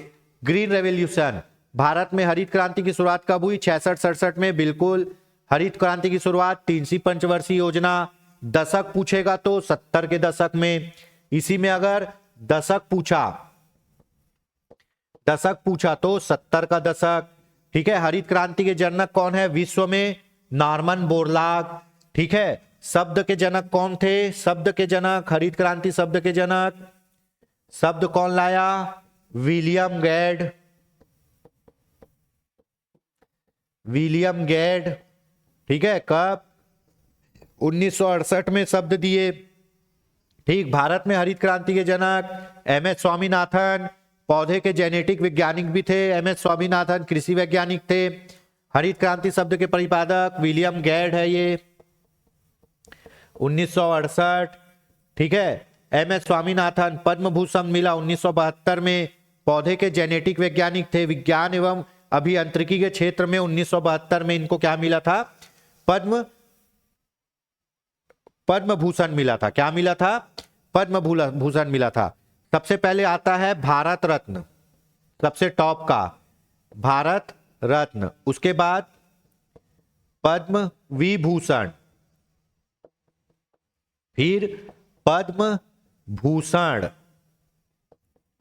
फिर पद्म श्री। ये सबसे बड़े नागरिक सम्मान है, भारत देश के सबसे बड़े नागरिक सम्मान है ना। सबसे पहले छोटा मिलता है पद्मश्री, उसके बाद पद्म भूषण, फिर पद्म विभूषण, फिर भारत रत्न। अपने यहां तीजन बाई को तीनों मिल चुका है, पद्म विभूषण, पद्म भूषण और पद्मश्री। तीजन बाई एकमात्र अपनी छत्तीसगढ़ की कलाकार है जिनको ये तीनों पुरस्कार मिले हैं। ठीक है, चलिए आगे बढ़ते हैं, है ना। एम.एस. स्वामीनाथन को 2024 में क्या मिला है? भारत रत्न मिल गया है। अभी इनको क्या मिला है? भारत रत्न। 2024 में भारत रत्न भी मिल गया है। ठीक है, अभी रतन टाटा जी को भी कह रहे हैं कि भारत रत्न देना चाहिए, देना चाहिए, देना चाहिए, बिल्कुल डिजर्विंग है। अगर जीते जी दे देते तो और बड़ी बहुत अच्छी बात होती। चलिए आगे बढ़ते हैं, यहां तक समझ में आया? ठीक, चलिए इसका नाम याद करने का अगर आपको कोई परेशानी होती तो आप गॉड के पास जाते हो, गॉड आपको वो चीज को क्या करते हैं? दे देते हैं। तो देने से बाद आप क्या हो जाते हो? नॉर्मल हो जाते हो। और नॉर्मल होने के बाद जब उस चीज को यूज करते हो तो अपने आप को क्या समझते हो? स्वामी समझते हो, बस। तो शब्द बनाया विलियम गेड ने, लागू किया विश्व में नॉर्मन बोरलाग ने, भारत में लागू किया एम.एस. स्वामीनाथन ने। ठीक है, चलिए आगे बढ़ते हैं। ठीक, चलिए भारत में हरित क्रांति का सर्वाधिक प्रभाव किस पर पड़ा? गेहूं, है ना। गेहूं के उत्पादन में सर्वाधिक वृद्धि हुई है, सर्वाधिक वृद्धि। पहले हम अमेरिका से गेहूं खरीदते थे, अब खुद इतना उगाते हैं कि भेज देते बाहर। हरित क्रांति के फलस्वरूप देश में चावल, मीठे अनाज एवं दलहन का अंश कम हो गया था। ठीक है, हरित क्रांति में सबसे ज्यादा उत्पादन बढ़ा गेहूं का, चावल का सबसे ज्यादा गेहूं का बढ़ा, उससे कम चावल का, उससे कम मक्का का, और बाकी चीजों का उत्पादन घट गया था। ठीक है, सेकंड ग्रीन रेवोल्यूशन में किसको? चावल, दलहन और तिलहन के उत्पादन को बढ़ावा दिया गया। किसमें? सेकंड ग्रीन रेवोल्यूशन में। पहले ग्रीन रेवोल्यूशन हरित क्रांति में गेहूं बस बढ़ा, फिर बाकी जो चीजें नहीं बढ़ी थी उसको सेकंड में बढ़ाया गया। ठीक है, दूसरी हरित क्रांति को क्या कहते हैं? इंद्रधनुष क्रांति, इंद्रधनुष और सतरंगी, ये याद रखिएगा, दूसरी हरित क्रांति को कहा जाता है। हरित क्रांति में HYV हाई यील्ड वैरायटी, है ना, हाई यील्ड वैरायटी मेथड को लाया गया था। बीजों का उपयोग हुआ, मतलब उन्नत किस्म के बीजों के उपयोग को हाई यील्ड वैरायटी कहा गया। भारत में हरित क्रांति में भारत के लिए आरंभिक स्टेट किसको चुना गया? पंजाब को। भारत में हरित क्रांति कहां से प्रारंभ हुआ? पंजाब से सबसे पहले। ठीक है, तो पंजाब, उसके बाद हरियाणा, हरियाणा के बाद उत्तर प्रदेश का पश्चिमी भाग और राजस्थान का उत्तरी भाग, गंगानगर जिला, पूरा एक साथ। क्यों? क्योंकि यहीं बहुत ज्यादा समतल जमीन थी और यहीं सिंचाई की सबसे बड़ी सुविधा थी। ठीक है, गंगा क्रांति का संबंध किससे है? भ्रष्टाचार के खिलाफ सदाचार पैदा करना, वो किस में आता है? गंगा क्रांति में, है ना। Rajendra Singh, Waterman of India. ठीक है, प्रमुख फसलें और शीर्ष उत्पादक राज्य, ये पूछ लिया जाता है, ये पूछ लिया जाता है ना। और अभी तो हमारा पोस्ट भी ऐसा है तो इसको पढ़ना जरूरी है। याद रखिए, चावल, चावल उत्पादन में पश्चिम बंगाल सबसे टॉप पे है जी। ठीक है, चावल उत्पादन में पश्चिम बंगाल सबसे टॉप पे है, छत्तीसगढ़ नहीं है। हालांकि छत्तीसगढ़ को धान का कटोरा कहते हैं, लेकिन चावल उत्पादन में सर्वाधिक अग्रणी राज्य है आपका पश्चिम बंगाल, उसके बाद उत्तर प्रदेश। गेहूं में उत्तर प्रदेश है, गेहूं में उत्तर प्रदेश है। कुल उत्पादन में उत्तर प्रदेश और प्रति हेक्टेयर उत्पादन में पंजाब है, तो गेहूं उत्पादन में उत्तर प्रदेश। मक्का, मोस्ट इंपॉर्टेंट, मक्का में कौन है? कर्नाटक। मोटे अनाज, मोटे अनाज के लिए कौन सी जमीन चाहिए? कम पानी वाली जमीन चाहिए, पथरीली जमीन, रेतीली जमीन, जो कहां है? राजस्थान। तो राजस्थान। मोस्ट इंपॉर्टेंट दलहन, दाल उत्पादन में मध्य प्रदेश, है ना। दाल उत्पादन में मध्य प्रदेश बहुत ही आगे है जी। पूरे भारत में सबसे ज्यादा दालें बनती है मध्य प्रदेश में। ठीक है, मोस्ट इंपॉर्टेंट मूंगफली में गुजरात, उससे भी सोयाबीन में भी कौन सा? मध्य प्रदेश। इसीलिए सोया स्टेट बोलते हैं। सोया स्टेट किसको? एमपी को, है ना। टाइगर स्टेट, टाइगर स्टेट सबसे ज्यादा शेर भी वही है, कहां? एमपी में। मध्य प्रदेश में आपका दाल और मध्य प्रदेश में सोयाबीन सबसे ज्यादा होता है, इसीलिए सोया स्टेट कहा जाता है मध्य प्रदेश को। सूरजमुखी कर्नाटक, ये तो शुरू से पढ़ते आए हैं, सूरजमुखी कहा? कर्नाटक। सरसों राजस्थान। तिलहन ये भी मध्य प्रदेश, दलहन और तिलहन दोनों मध्य प्रदेश। गन्ना आपको पता है एकमात्र अच्छा उत्पादन उत्तर प्रदेश। कपास, कपास कहां? गुजरात, कपास मतलब रुई, गुजरात, है ना। चाय असम में आपको पता है, और कॉफी कर्नाटक में, ठीक है। तो ये प्रमुख उत्पादक राज्य है, आपको दिमाग में थोड़ा बैठाना पड़ेगा। अपने यहाँ चावल सबसे ज्यादा पश्चिम बंगाल, गेहूं उत्तर प्रदेश, उत्तर प्रदेश में कुल उत्पादन है और प्रति हेक्टेयर उत्पादन में पंजाब है। मक्का कर्नाटक, मोटा अनाज, मोटा अनाज राजस्थान, मोटा अनाज तो वैसे ही कम पानी में होता है। दलहन, दलहन, तिलहन और सोयाबीन तीनों मध्य प्रदेश, बहुत इंपॉर्टेंट है, याद रखना। मूंगफली गुजरात, बहुत पूछा है, ठीक है। सूरजमुखी कर्नाटक, सरसों राजस्थान, गन्ना उत्तर प्रदेश, चाय असम और कॉफी कर्नाटक। और काजू उत्पादन में भी, काजू उत्पादन में भी कर्नाटक टॉप पे है, काजू भी कर्नाटक में उगता है, ठीक है। रबर आपको पता है, रबर अपने यहाँ केरल में ही होता है। केसर एकमात्र कश्मीर में ही होता है। तंबाकू आंध्र प्रदेश, ठीक है। तंबाकू और अंडा उत्पादन में सबसे ज्यादा कौन है? आंध्र प्रदेश है, ठीक है। जूट मेस्टा पश्चिम बंगाल, जूट रेसे होते हैं, मेरे ख्याल से वो पेड़ के छाल के रेसे होते हैं, जिससे क्या होता है? बैग बनता है, बोरा बनता है, जूट का बोरा धान रखने के लिए। तो जूट उत्पादन में आपका और पटसन उत्पादन में पश्चिम बंगाल है। रेशम कहां होता है सबसे ज्यादा? कर्नाटक में होता है, ठीक है। मोस्ट इंपोर्टेंट, विभिन्न प्रकार की खेतियों के नाम। एरोपोनिक, एरोपोनिक क्या होता है? पौधों को हवा में उगाने को क्या कहते हैं? एयर, एयर मतलब हवा, हवा में पौधे को उगाने को एरोपोनिक कहते हैं, ठीक है।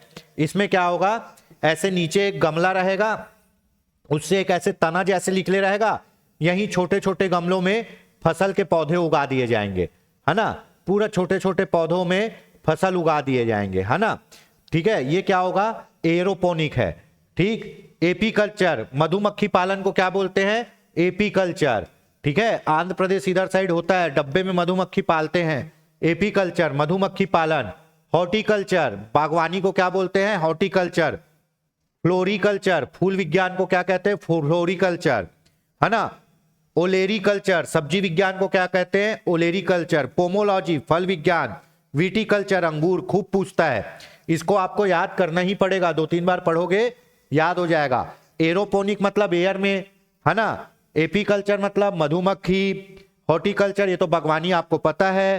फ्लोरिकल्चर मतलब फूल, फ्लावर मतलब फ्लोरी, फ्लोरी मतलब फूल। ओलेरीकल्चर मतलब सब्जी, ठीक है। पोमोलॉजी मतलब फल विज्ञान। विटिकल्चर मतलब अंगूर। उसके बाद वर्मी कल्चर मतलब केचुआ पालन, है ना। केचुआ जिसको छत्तीसगढ़ में गेंगरवा बोलते हैं, वो क्या करता है? जमीन के अंदर जाके मिट्टी को पलटता है, जमीन को नरम करता है, इसीलिए किसान का मित्र केचुओं को कहा जाता है। किसान का मित्र कौन किसको कहता है? केचुए को, बैल को नहीं कहते, केचुए को कहा जाता है। पीसी कल्चर मत्स्य पालन, मत्स्य पालन को क्या बोलते हैं? पीसी कल्चर, ठीक है। सेलेरी कल्चर रेशम उद्योग, सेलेरी कल्चर रेशम उद्योग। और मोरिकल्चर रेशम कीट हेतु शहतूत उगाना। रेशम के जो कीड़े रहते हैं वो शहतूत के पेड़ में रहते हैं अधिकतर, है ना। रेशम के कीड़ों के लिए सबसे अच्छा जगह कौन सा है? शहतूत का पेड़। तो शहतूत के पेड़ को उगाना क्या है? मोरिकल्चर। और रेशम उत्पादन में सबसे ज्यादा कहां है?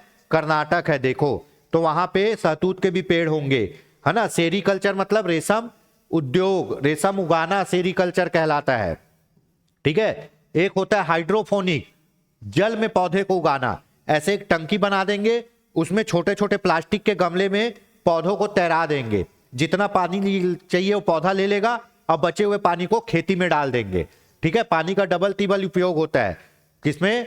आपका हाइड्रोफोनिक में। तो ये आपको ध्यान रखना है। तो ये दोस्तों आज हमारा कंप्लीट हो गया हरित क्रांति, है ना। अब कल पढ़ेंगे श्वेत क्रांति। आज हमारा हरित क्रांति पूरी तरह कंप्लीट हो गया, ठीक है।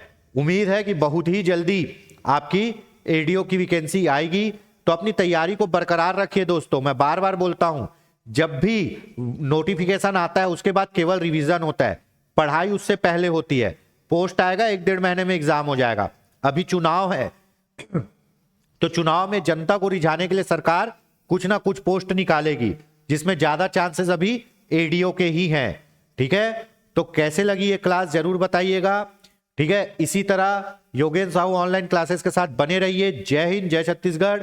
मिलते हैं जल्दी अगली क्लास में।